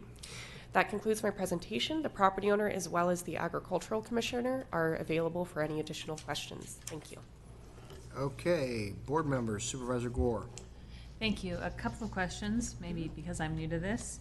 It does say it's a 10-year contract, correct? Correct. So what happens after 10 years? So it's actually a self-renewing contract every year. So once 1 year has commenced, then the contract is renewed. So it's always in this renewal period. So it is for 10 years, but it's always renewing. Got it. All right. And then just to clarify, under the fiscal impact in the staff report, it says that the total assessed property value decreases by about $150,000. But it says here that that decreases the amount of annual property taxes. And I'm thinking that it decreases the amount that's assessed by $150,000. Yes, correct? that's correct. It's the assessed value. We're not losing $150,000 in revenue, and I wanted to point that out since yes, thank you. Not the case. That's correct. See, I actually read this stuff. Supervisor Wygant. Lonnie, just if I could, because I think it's something that's worth thinking about, whereas the answer to your question, the first one was perfect. Typically in the industry, if you will, people think about the 10 years as being the 10-year countdown period. Right. So if somebody's in a Williamson Act contract, like my family is actually, and we wanted to get out, then you provide notice, and it takes 10 years while your property taxes graduate up to what they would have been for lack of the contract, and then you're out of the Williamson Act. So you'll see that happen sometimes in the development process. Yeah. Nothing, you don't want to advise them on cattle raising or anything along those lines? You could, I'm sure they don't need that from me. All right, well, we'll go ahead and open the public hearing, unless if the applicant felt the need to address the board. If not, we'll just go ahead and open the public hearing at this time. So any members of the public wish to address the board prior to us taking the action requested? And seeing none, we'll close the public hearing. The one observation I have was I briefly lived off of Itchy Acres Road. I think Critter Creek Road is a better name than Itchy Acres. I like that one. So our board is being asked to determine that the establishment of this agricultural preserve is categorically exempt from CEQA, as well as adopt the resolution to establish the preserve and authorize me to execute the land conservation agreement. What's the pleasure of the board? We have a motion, Wygant, second Holmes. All in favor say aye. Aye. Opposed? None. Thank you very much. Okay, moving on. Health and Human Services, a 9:30 timed item. This is a presentation, Mental Health, Alcohol, Drug Advisory Board Annual Report. Good morning. Good morning, Chairman Euler and members of the board. I'm Amy Ellis with the Adult System of Care, and today come on up, Jeff. I'm here with Jeff McClellan, Mental Health, Alcohol, and Drug Advisory Board Chair. He's going to present to you their board activities for fiscal year 18-19, which will represent the needs and successes of the county's mental health and substance use treatment systems. The board has 12 seats representing all supervisorial districts, and with a requirement that 50% of board members be consumer or family members. One of the seats is for a member of the Board of Supervisors, and Supervisor Jim Holmes fulfills this role. Yeah, very well suited. I'm grateful for the service of our board members, and now turn the time over to Jeff. Good morning, ladies and gentlemen. I appreciate being here. I think some of you have met me over the years. Thank you all. As chairman of this advisory board, I'm happy to be here again on 2 feet to report about the past fiscal year's results. The following information I'm going to give you are highlights from the report. I'll be glad to answer any questions thereafter. The past 12 months of board activity and insights include, first of all, perhaps most importantly, as each of you are aware, the human element in elected and appointed public service is huge. We all donate considerable time above and beyond family and jobs. I'd like to acknowledge past board members for their public service. Former Chair Teresa Thickens, Heather Wingo, Sherry Corville, Elizabeth Matson, Randy Swisley, and Wes Howell. They left the board for many good reasons. We did manage to fill each board vacancy with the exception of one, and we're still working on that. We added 2 new committee chairpersons. For the Adult Services Committee, we added Diane Shinstock. She comes with us from a very good background, a lot of state activity. And for the Alcohol and Other Drugs Subcommittee, we added Claire Buckley. She has a huge background in Sacramento, and she's also with us here, so we'll be getting a lot of great information from her. Federal and state changes to services that Placer County provides for mental health, including addiction, continues to change. I must recognize Amy and her dedicated managers and staff that keep us abreast of these intergovernmental changes and the challenges such changes present. As further detailed under the committee reports that you have, you'll see that changes affect foster youth, continuum of care, inter-county payments, the Mental Health Services Act, Laura's Law, housing for the mentally ill and addicted persons, including homeless and veterans. I anticipate to see several changes from federal and state government partners that will affect our outreach on drugs and alcohol programs, about the vaping, nicotine and marijuana projects to teen and adults. This is having terrible consequences, and I'm looking forward to our Alcohol and Other Drugs Committee taking the lead on helping us to handle policy concerns to come. Every day we see something new on vaping. There's more than 100 people have been hospitalized and 3 deaths, including one just last night, I believe, in the Bakersfield area. Board members have also attended events and site visits to the Kirby Hills Psychiatric Health Facility, the Beautiful Minds Clinic in Auburn, the Gathering Inn in Auburn, the many sites of the Koinonia Family Services in Loomis, the Latino Leadership Council in Roseville, the Trauma and Resiliency Summit that was held in Lincoln Hills, Recovery Happens that was held right here in Auburn at the park, and just last week, the S-Word film about suicide at Sierra College. I attended that movie. It was very moving, very touching, and it's good to have that resource in our county. We also did a great welcoming of client and consumer advocates here. We have 3 advocates for the client experience on the board. Those are people who receive mental health services. And they help to sharpen our intellect for how mental health services really work. It is important that the client voice is represented and heard, as who else represents the consumer better than the customer? Additionally, we had an excellent advocate on behalf of clients with Mental Health America representative named Catherine Ferry, who's moved along to another position, but she has been replaced by another great Mental Health America representative who tracks and works with all of us on the board. The client view is always welcome. Our retreat this past July yielded our new fiscal year goals as follows. Increase adult outpatient treatment, which is the Laura's Law, funding and utilization. Establish more peer and family support in the community. Develop board policies to better align with state laws, regulations, and policies. As I mentioned before, that's a whole other ballgame. It's pretty complex. Focus on suicide in midlife and older persons.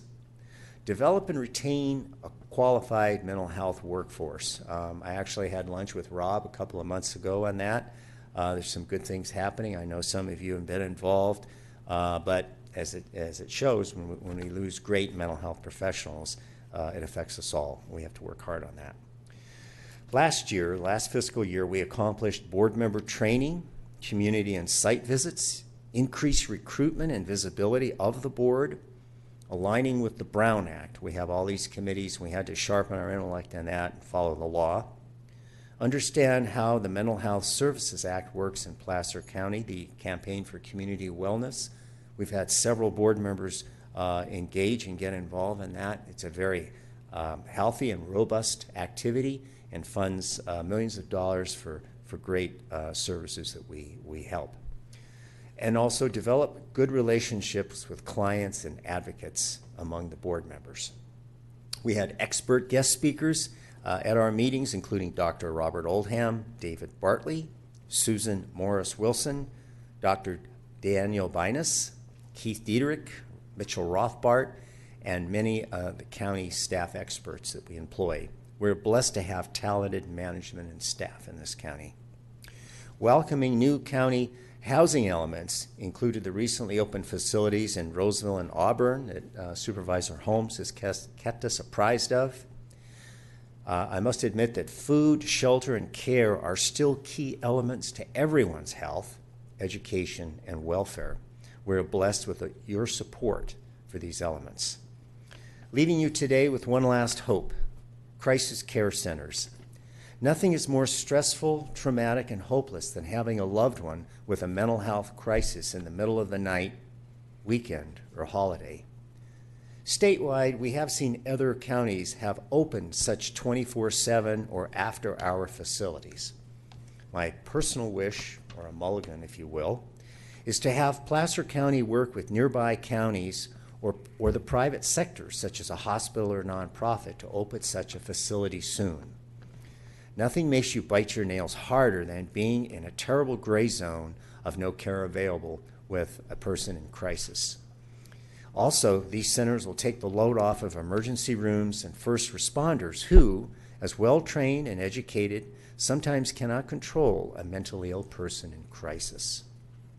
We are your appointees to this important healthcare board and welcome your input anytime. Thank you for this time, and I would be happy to answer any questions. Thank you. Board members have any questions? Supervisor Holmes? I have no questions.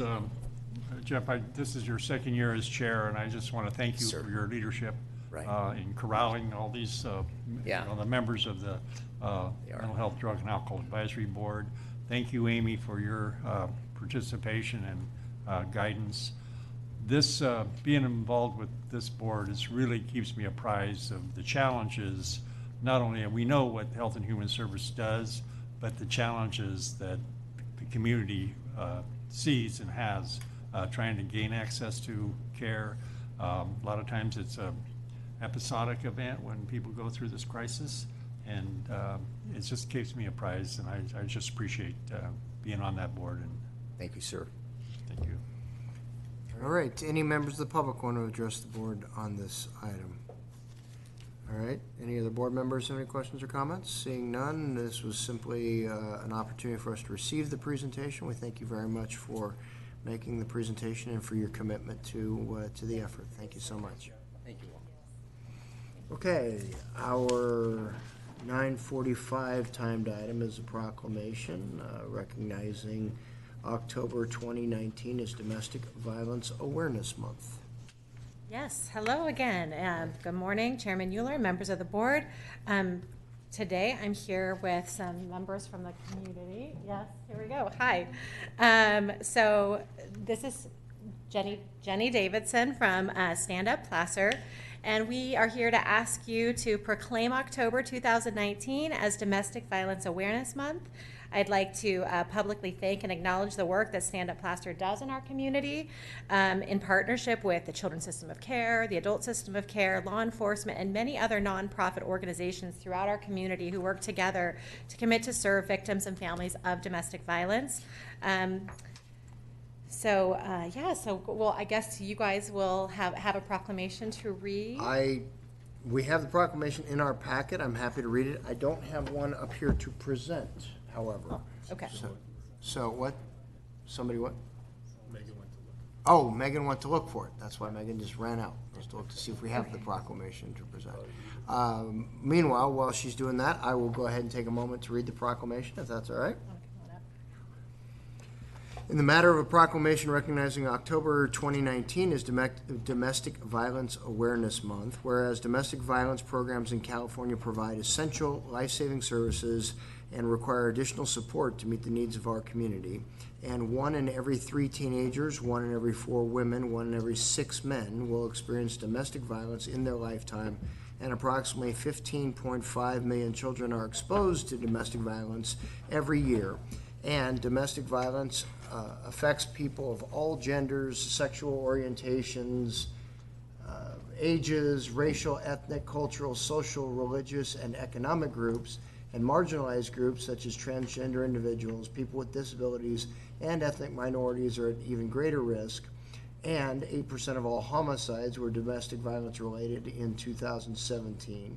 Domestic violence has a significant impact on survivors, economically, socially, emotionally, and physically. Therefore, survivors and their families should have help to find the compassion, comfort, and healing they need, as well as access to medical and legal services, counseling, transitional housing, and other supportive services so that they can escape the cycle of abuse. And all survivors deserve access to culturally responsive programs and services to increase their safety and self-sufficiency.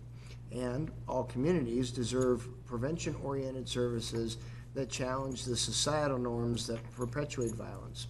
and domestic violence survivors and their families are encouraged to seek assistance from appropriate victims services organizations, such as Stand Up Placer, by calling the crisis hotline at 1-800-575-5352 or the National Domestic Violence Hotline at 800-799-7233.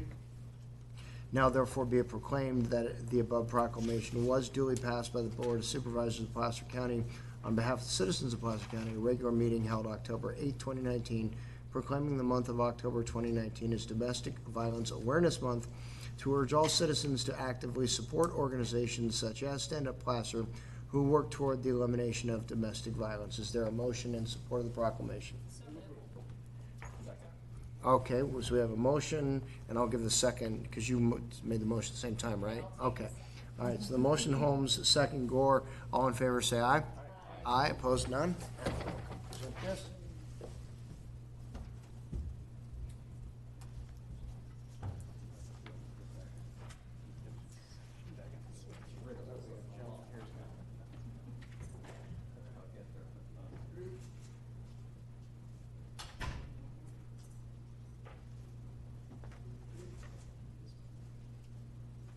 All right, and if you would, a few words.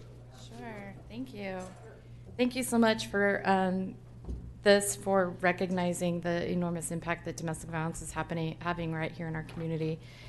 Stand Up Placer has been proud to serve this community for over 40 years, and we've seen a sharp increase in the last couple of years in the level of violence and how many people are needing our services. In 2015, we provided about 37,000 services to our community, and in 2018, that number was over 111,000 services. So it's gone up a lot. We've also increased the kinds of services that we have. We have a full-time family law attorney who can help with all the legal stuff, and we have people who go into the jails and meet with folks there who've been arrested but are victims of a crime that happened before. And so that, and then also in the last year, for the first time, we've started seeing that our safe house has been at capacity in the last couple of years. And we usually had about 100 people a year in our safe house, and last year we had 329. But for the first time, we had to start turning people away. We've always had spare rooms. When law enforcement called and needed to get somebody in immediately, we always had a spare room available to them. And for the first time, we had to start turning people away, and we turned away over 500 people who needed a safe house.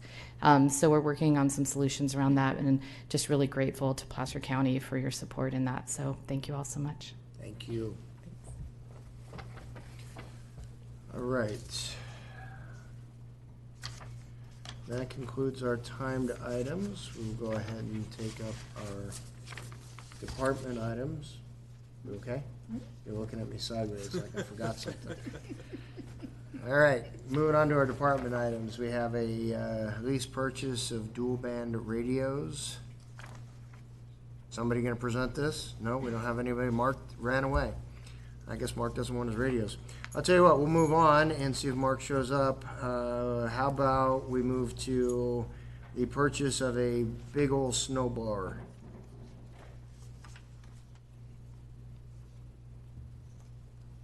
Morning, Chairman Euler, Supervisors. My name is Brett Wood. I'm your purchasing manager. The action requested today is the approval of a negotiated purchase order with SnowQuip for a LaRue T70 self-propelled snowblower in the amount of $561,057. Funding is provided by the Department of Public Works Road Maintenance Division in their current final budget. This is a purchase that we have historically made about every 5 or 6 years, and we purchase a new snowblower. At this time, the department has standardized on the J. LaRue snowblowers. They are the ones that they utilize in the Tahoe area on a fairly consistent basis. There are other options available, but the standardization allows us to achieve efficiencies with repairs, parts, maintenance, some of those solutions.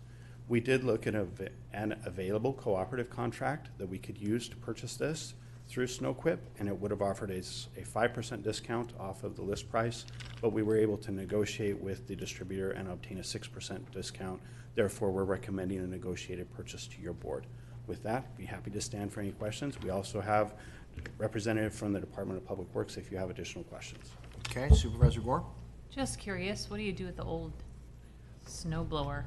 We generally continue to use these until they are at end of life and are no longer equitable to repair, at which point we have traditionally been able to donate them to other counties that can continue to use them even beyond what we would. Okay, thank you. Move them down to Roseville, they become playground equipment. All right, Supervisor Gustafson.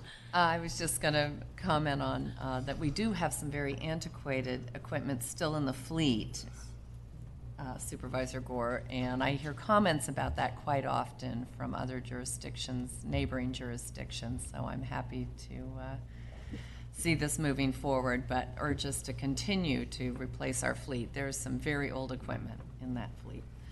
Because you continue to use it, I'm glad you do, but it does suffer breakdowns quite often. All right, seeing no other comments from board members and stifling my own editorial comments on that, I'm going to see if there are any members of the public that want to address this item. Seeing none, we'll go ahead and bring it back to the board for action. Move approval. Second. We have a motion, Gustafson, second, Wygant. All in favor, please say aye.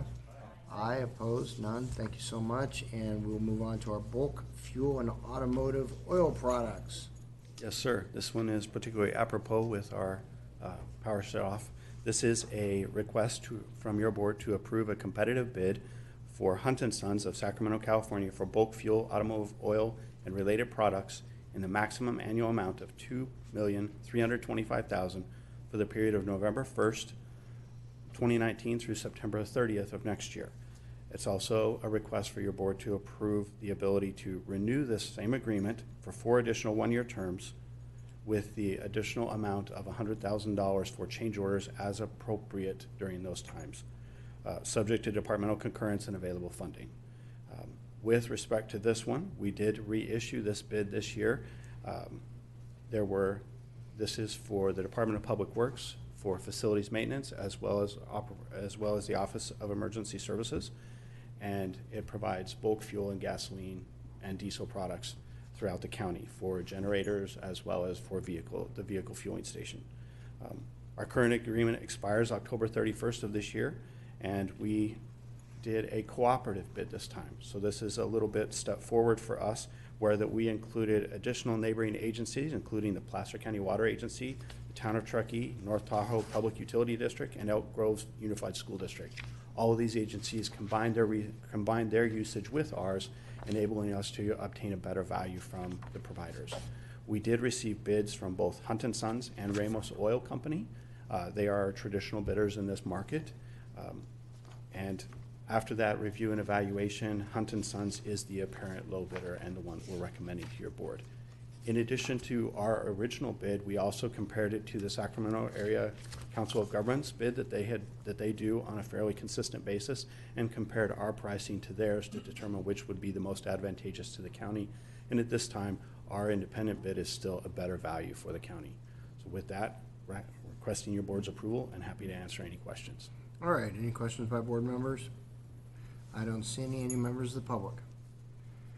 Okay, we're being asked to not only approve the award of the competitive bid, but also then to approve the option for renewal of the agreement. What's the pleasure of the board?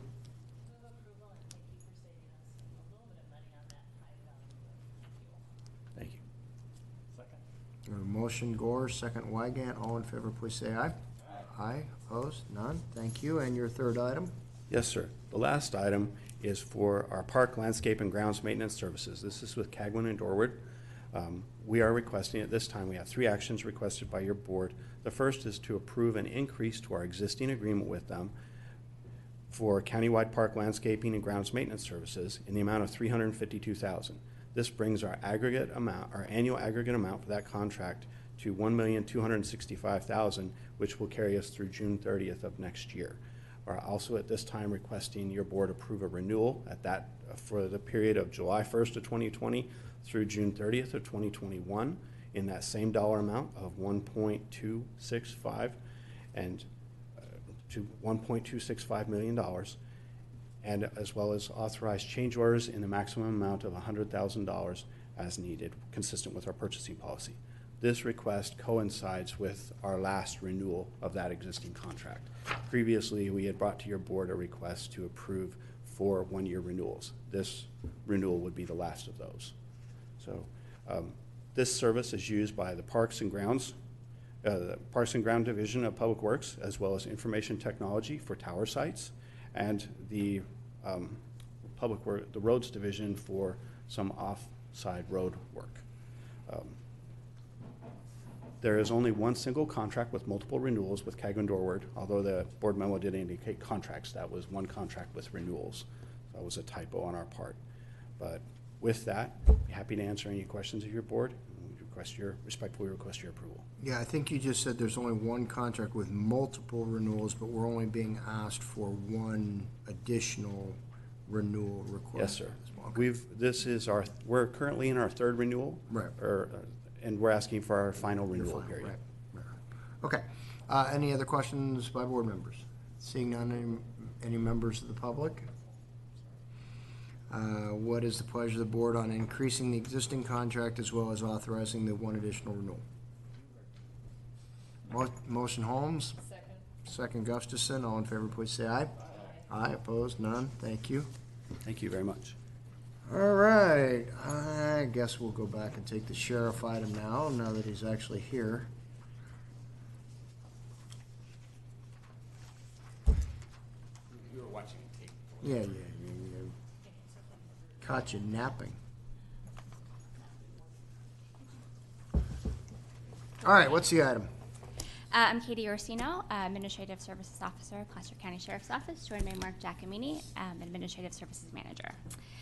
Today, the Sheriff's Office requests your board adopt a resolution authorizing Sheriff Bell to execute a 6-year lease purchase agreement with Motorola Incorporated of Chicago, Illinois, for 180 dual-band portable radios with an annual payment amount of $197,091 for a total amount including interest of $1,150,609. The Sheriff's Office has upgraded its radio communication system, allowing for critical communication with other agencies during natural disasters and other large-scale events. As part of the project, the Sheriff's Office is upgrading to dual-band portable radios, which are capable of communicating with most agencies across a variety of frequencies, including CAL FIRE. Funding for the first year of this lease purchase is included in the Sheriff's fiscal year 1920 final budget and will be included in subsequent submitted budgets for the remaining term of the agreement. We request your board authorize Sheriff Bell to execute the lease purchase agreement, add the radios to the Master Fix asset list, and authorize the purchasing manager to execute any required documentation. That's it? Board members have any questions? Supervisor Gore? Do these radios communicate with our police departments in the local cities, Roseville, Rockland, Lincoln? Yes. They do. Good. Thank you. Any other questions? So by my math, the 180 radios cost us about $6,392 each. That's about right. What are the 2 bands? Seems to me if I'm spending $6,400 on a radio, I should hear more than just 2 bands. I mean, Sirius only cost me $4.99 a month. Yeah, we're not actually the technical folks for that, but I can it's get not you an Led answer. Zeppelin and Journey. Those aren't the 2 bands that I get to listen to on these I think radios. Zach Brown and somebody else, but we're on the same page. I do want to clarify. This was a budget request in 1920 for $200,000, and when we went forward with it, we found that it would be more economical and wiser actually to get all 180 radios up front and do the lease. So technology wouldn't change on us over 6 years. All right. Still think you should be able to hear more than 2 bands for $6,400. Maybe I'm wrong. Maybe. Transistor radio doesn't cost that much. All right. Do we have? What was in my coffee this morning?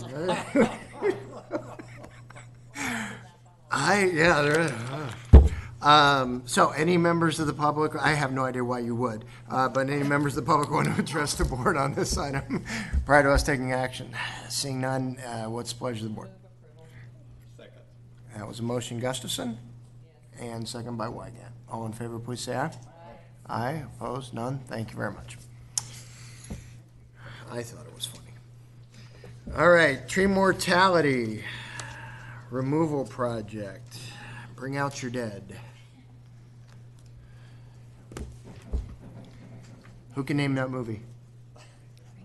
Anyone? Bring out your dead? It's Princess Bride? No, Monty Python. Well, it's Monty Holy Python. Grail. Bring Oh, out your yeah. dead. Sorry. No? How is it? All right. Yeah. Moving right along. It's a rough This is decade. what happens when there's no public here to entertain us. I have to entertain myself. Okay, well, Go ahead, yes. Staff will do our best. Okay, well, good morning, Mr. Chair and members Thank of you. the board. Thank you. I'm Alice Atherton. I'm an associate civil engineer in the Department of Public Works, and I'm here today requesting the board adopt a resolution allowing the purchasing manager designee to enter into an agreement with All Phase Land Clearing Incorporated of Nevada City, California, to remove 895 trees in the amount of $851,500 funded by the Office of Emergency Services, and authorize the purchasing manager to sign all required documents and authorize any required change orders not to exceed $55,075, consistent with the Public Contract Code. So this package of trees is located along the I-80 corridor from the Nyack area to Baxter, and then there's the larger group, which is in the Forest Hill Divide area. We received 4 bids, and we're proposing to award to the lowest responsive and responsible bidder. As mentioned, that's All Phase Land Clearing. And if Kirk wants to do the math real quickly. The price per tree? But I did it for you. But it comes out to $951.40 per tree. As you probably noticed down in the reimbursement portion of the fiscal impact section, it's a 75% reimbursement for the state, and so the county has a 25% obligation. So it comes out to $713.55 for the state per tree, and then $237.85 for the county per tree in this package. It's pretty straightforward. It's the dead and dying trees, drought-related death. And with that, I'm happy to answer any questions you may have. Board members have any questions? Supervisor, we'll start with Supervisor Gore and work our way down. Quick question. So once they remove the trees, what do they do with the dead trees? That's a great question. Okay, so it varies. Usually, and most of the time, we remove that material. If we have trees that are on private property, we have county properties and right-of-way, mainly roads, our infrastructure, and then we have federal properties. So if a property owner says, I want you to leave that wood because I want to use it for firewood or something, then we'll do that. Most don't, and then we remove it. If it's the county right-of-way or infrastructure areas, we remove it. With our federal partners, that's the BLM and the Forest Services, we're doing a variety of things, but mainly removing. There are certain environmentally sensitive areas, generally riparian areas, which is in the creek areas and that foliage that keeps the soil there. That's generally a riparian area. In many of those cases, it's drop and leave, so we're not disturbing the soil any more than necessary. But when you remove it, where does it remove to? Oh, where's it go? I'm Okay. curious, right? We're talking millions of dead trees in the state of California ultimately. What do we end up doing with that product? Yeah, that's a really big question. I'll try to give you the short answer. So for us, the material becomes the property of the contractor to dispose of it. It's disposed of in a legal manner, or if they're required to leave it on site, then they must leave it on site.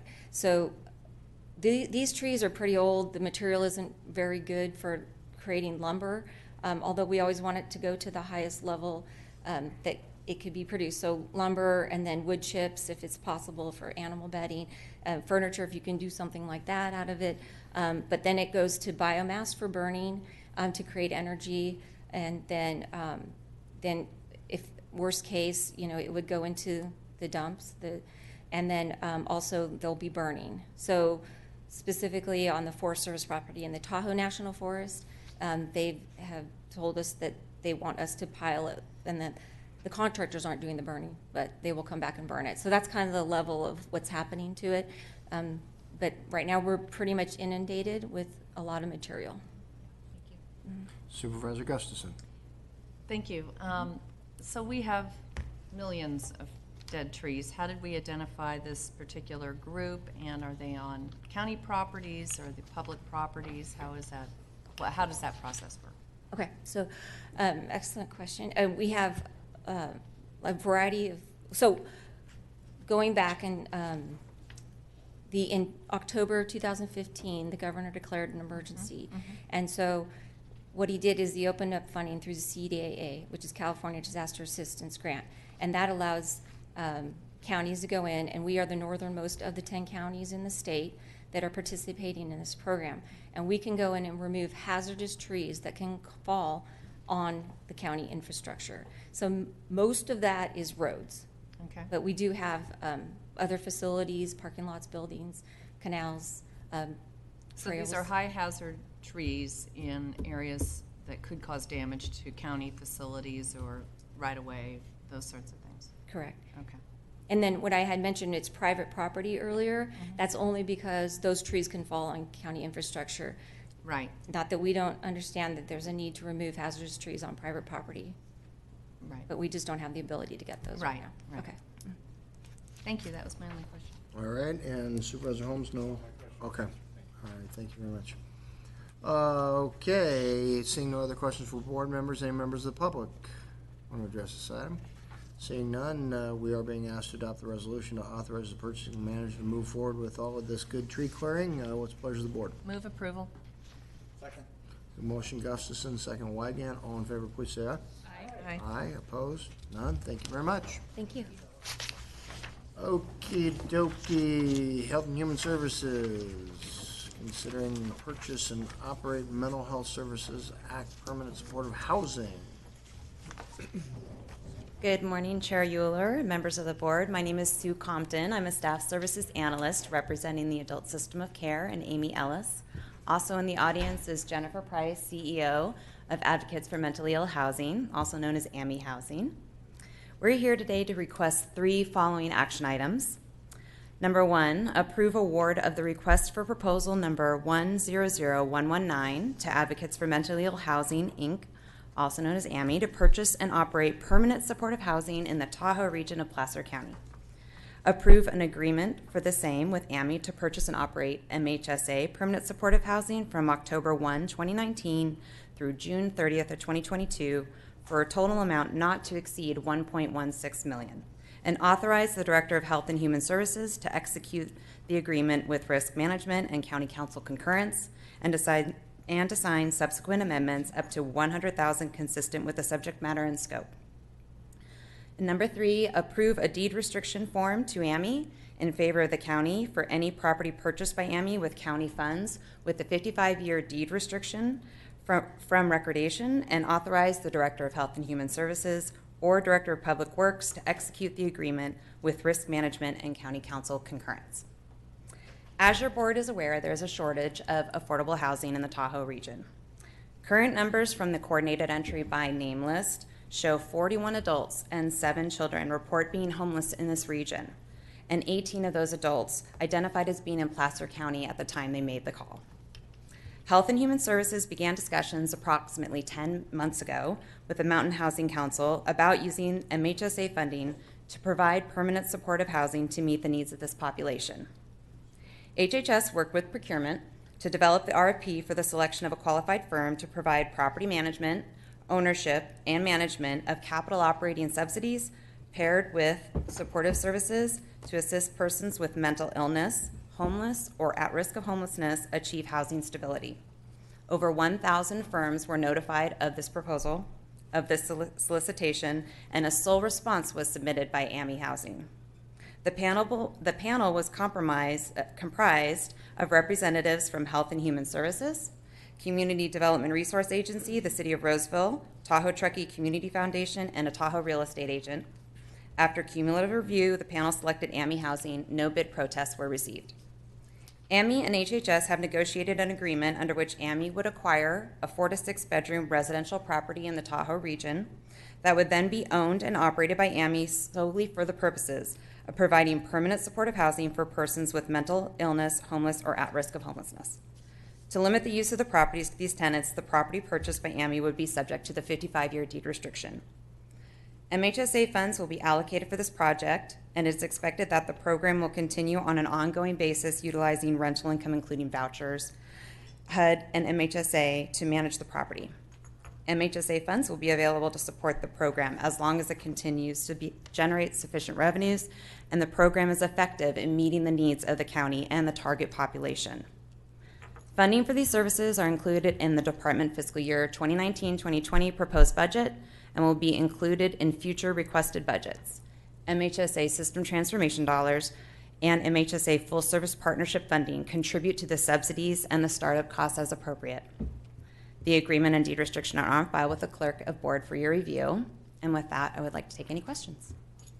Board members have any questions? Supervisor Gustafson. Yes, and this goes to both this item and the next item. Who's responsible then for maintenance of the properties once they've been acquired and upkeep? AMI would be responsible. Fully responsible? Yes. In this one. Yeah. In this one and the next one, the other. All right. Any members of the public wish to address the board?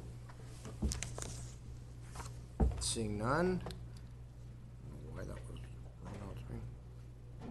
Over here. Oh, sorry, different item. Okay, seeing none, we are being asked at this time to approve the award of the competitive RFP as well as approve the agreement related to the RFP and approve the associated deed restriction. What is the pleasure of the board? Move approval. That was a motion, Gustafson, and a second, Holmes.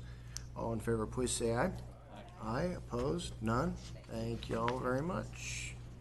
And we will move on to item B. This is purchase and operate permanent supportive housing contracts with advocates for mentally ill housing and the Gathering Inn. Yes, hi, good morning again. I'm Amy Ellis, Director of the Adult System of Care, and I'm doing this item on behalf of both the Adult System of Care and Public Health. Similar to the item previously heard for the Tahoe region, a separate RFP was conducted targeting the South Placer region with the intent of bringing additional housing to the South Placer areas. There are 5 action items that are pretty lengthy here for your board's consideration today. First, to approve an award of competitive request for proposal RFP number 100121 to Advocates for Mentally Ill Housing, AMI, and to the Gathering Inn to purchase and operate permanent supportive housing in Placer County, not including the Tahoe region. The second, to approve an agreement related to RFP number 100121 with AMI to purchase and operate permanent supportive housing from October 1st, 2019 through September 30th, 2022 for a total amount not to exceed $2,070,462 and authorize the Director of Health and Human Services to execute the agreement with Risk Management and County Council concurrence and to sign amendments not to exceed $100,000 consistent with the subject matter and scope of work with Risk Management and County Council concurrence. Third, to approve the deed restriction from AMI in favor of the county for any property purchased by AMI with county funds for a 55-year period from recordation and authorize the Director of Health and Human Services or the Director of Public Works to accept and sign the deed restriction with Risk Management and County Council concurrence.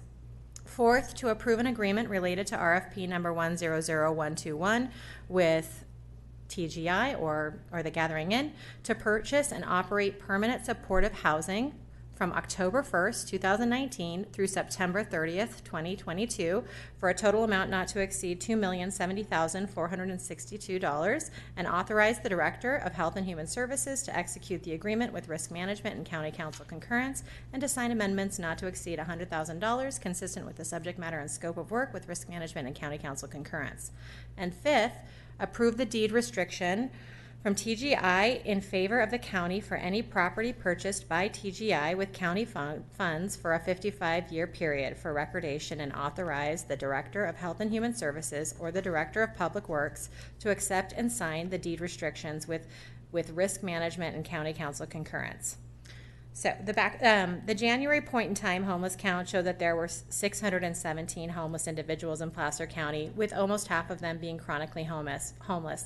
In order to increase the amount of housing supply in Placer County, HHS released the Placer County Housing Solutions RFP on December 21st, 2018. We were looking for innovative approaches to better serve those not currently being successful in housing programs. So 3 agencies responded, and the panel chose AMI and the Gathering Inn to contract with. An important component of these housing projects will be that Placer County's most vulnerable residents will get priority. Placer County, in conjunction with the Homeless Resource Council of the Sierras, participates in coordinated entry, where homeless individuals can call the Homeless Resource Helpline 24 hours a day to be placed on a housing wait list and to be referred to various housing resources. When people call in, they are asked a series of questions that give them a vulnerability score. By giving more points for things such as involvement with criminal justice system, chronic homelessness, mental health and substance use issues, and severe medical issues. Another distinction is that this housing model will provide on-site supportive services. This will fill some of the gap between our current permanent supportive housing model that gives minimal on-site support and the expensive board and care model that maintains 24/7 staffing. On-site supports will give our most vulnerable clients a higher chance of success to maintain housing and continue to move toward independence. These contracts estimate to house 24 additional Placer residents.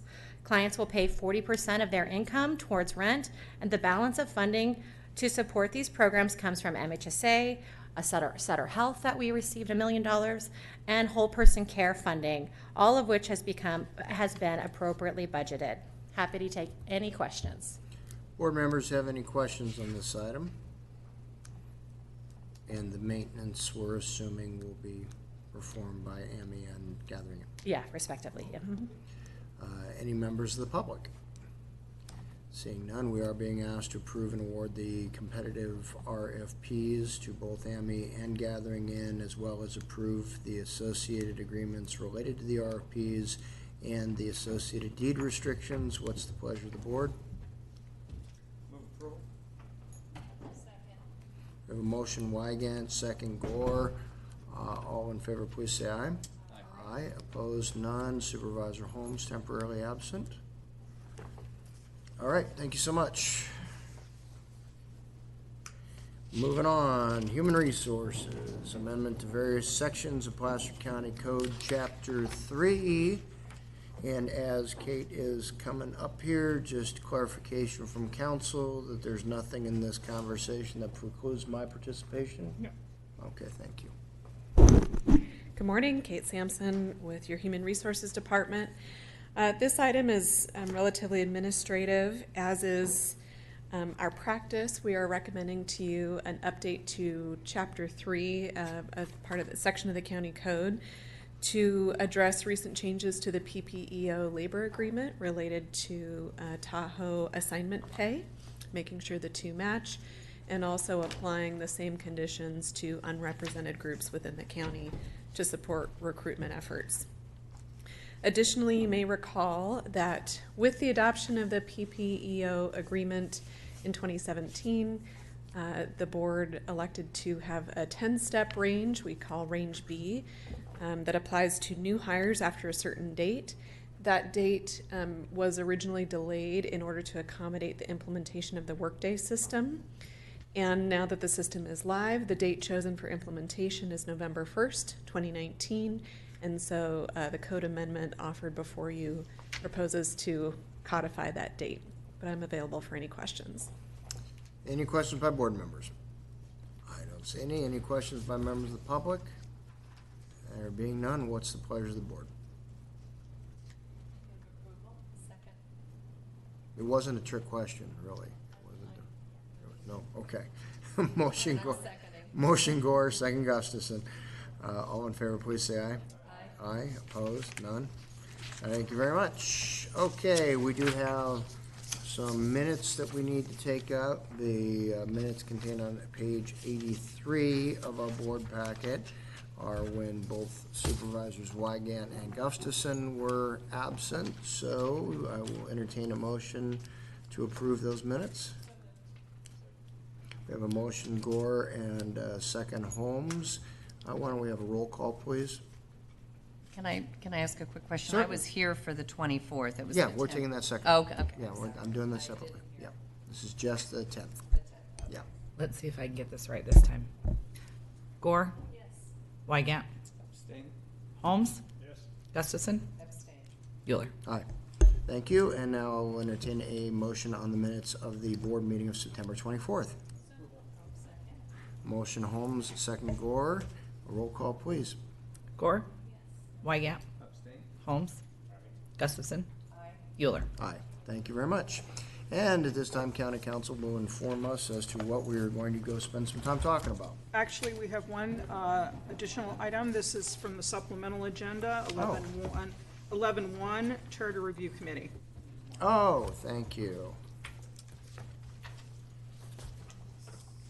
Forgot about the supplemental agenda. Thank you very much. Okay. All right, we have well, I'll just let Jane go ahead and make the presentation. How about that? Good morning, Chair Euler, members of the board. I'm here before you today with a request from your 2019 Charter Review Committee, specifically to authorize the committee to evaluate the Civil Service Commission ordinance as per a Board of Supervisors precedent in 1994. You may recall that since appointing the Charter Review Committee in May, they have been hard at work, meeting at least monthly since July, identifying a range of issues for consideration. The Civil Service Commission among them. And in keeping with past Charter Review Committee precedent, the committee was advised that similar authority was granted by your board in August of 1994. So we are again before you seeking this authorization. Okay. Any board members have any comments or concerns in regard to the item? Seeing none, any members of the public have any comments or concerns in regard to the item? Does the board move that we authorize the Charter Review Committee to evaluate Civil Service Commission? Second. We have a motion, Gore, second Gustafson. All in favor, please say aye. Aye. Opposed? None? Thank you very much. Thank you. With that, we will move to County Council. The board will now adjourn to closed session to consider one item of existing litigation, one item of anticipated litigation, one item of conference with labor negotiators, and one item of personnel.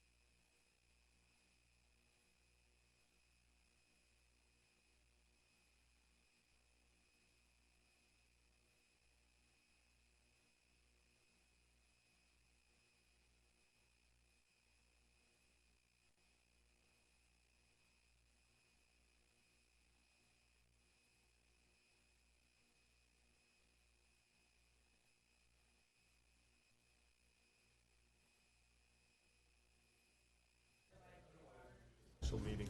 Yeah, no, let's go ahead and take care of Want it. to do that? Yeah. Okay, so we'll do that after. Do we need any staff in here for that, or are you, should we get our Office of Emergency Services? Yeah, if she's around, that'd be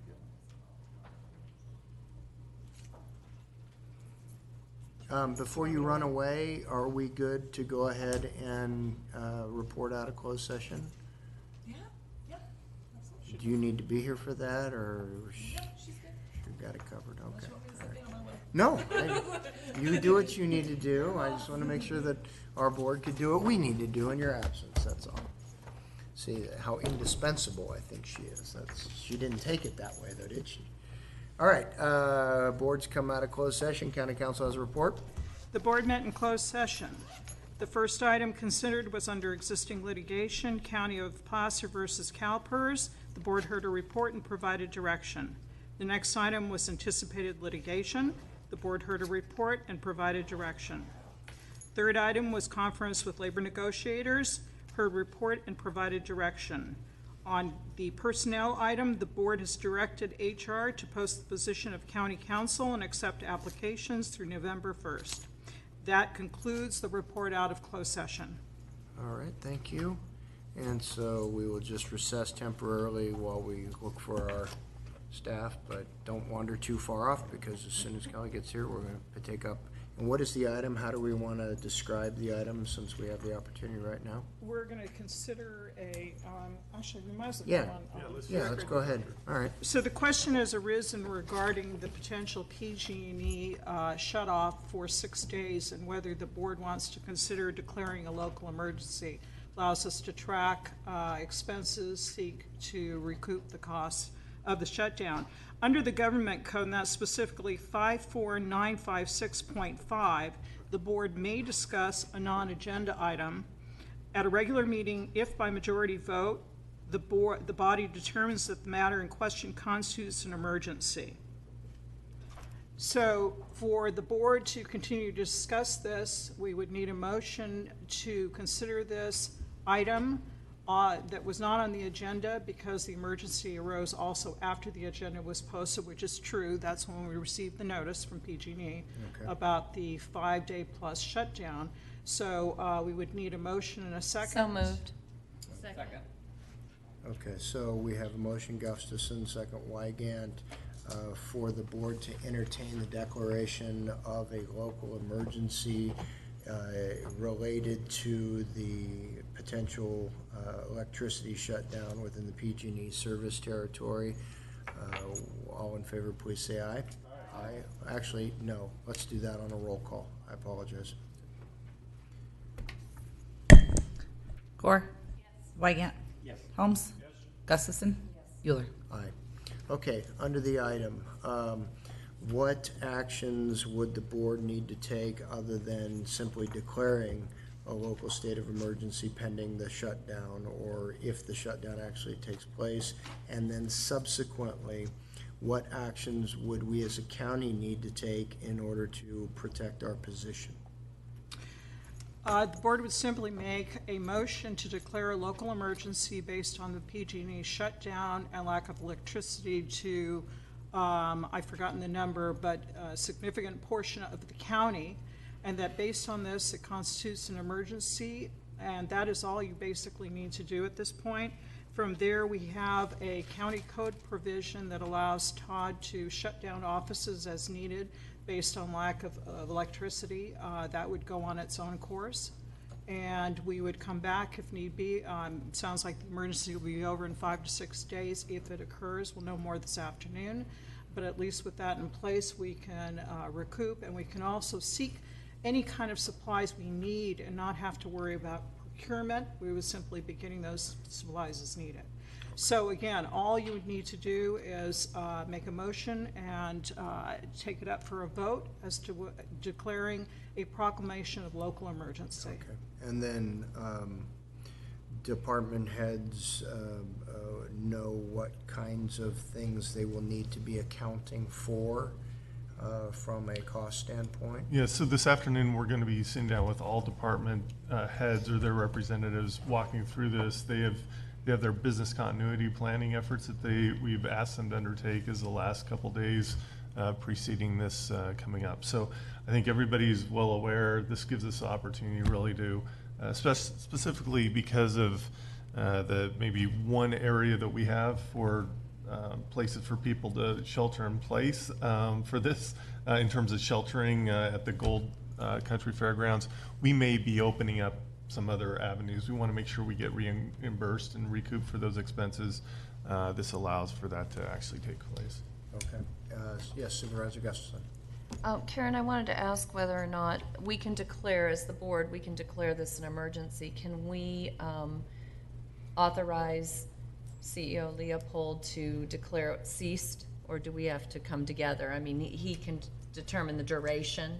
So if the power doesn't go out, or if it can it be? Right. Declaring a local emergency is a 30-day. You would have to come back and renew it. This is very similar to the true mortality. Okay, so there's no end of right. that authority. Actually, I take it back as 60 days now because the legislation has changed with the local emergency. Okay. We could declare it. You may also declare it for a short period of time if you like, and then it would automatically expire. I just don't know what the option is. Well, that's where I was going to defer to his judgment when this emergency is ceased, that he can. No, I mean, it would have to come back to the board. Okay. And if you want to do that, your best bet is to declare the emergency, say, for a week, which you can do. You can shorten the period of time.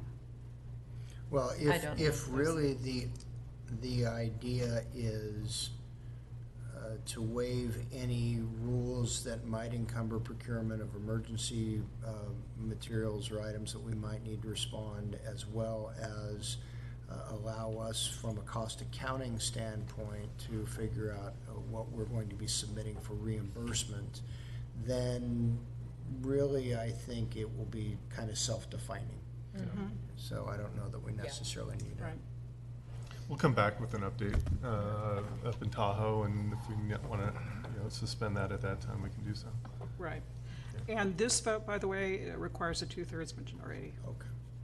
For declaring the local All right. emergency. Any other questions or comments by board members on the item? No? Okay. What's the pleasure of the board? Move we. Declare a local emergency. Okay.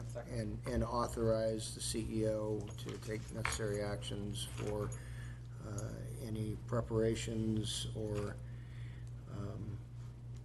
any actions that are necessary during the time that the power might be off. Okay, so that was Gore and Wygant. Okay, roll call, please. Gore? Wygant? Yes. Holmes? Gustafson? Euler? Aye. All right, I don't believe we have any other things that county council wants to throw at me right now. Well, that might not be true.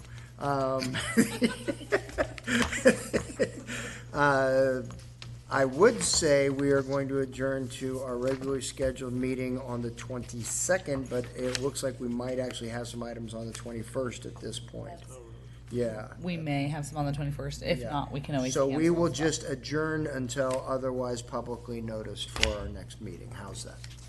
All right. Thank you all very much.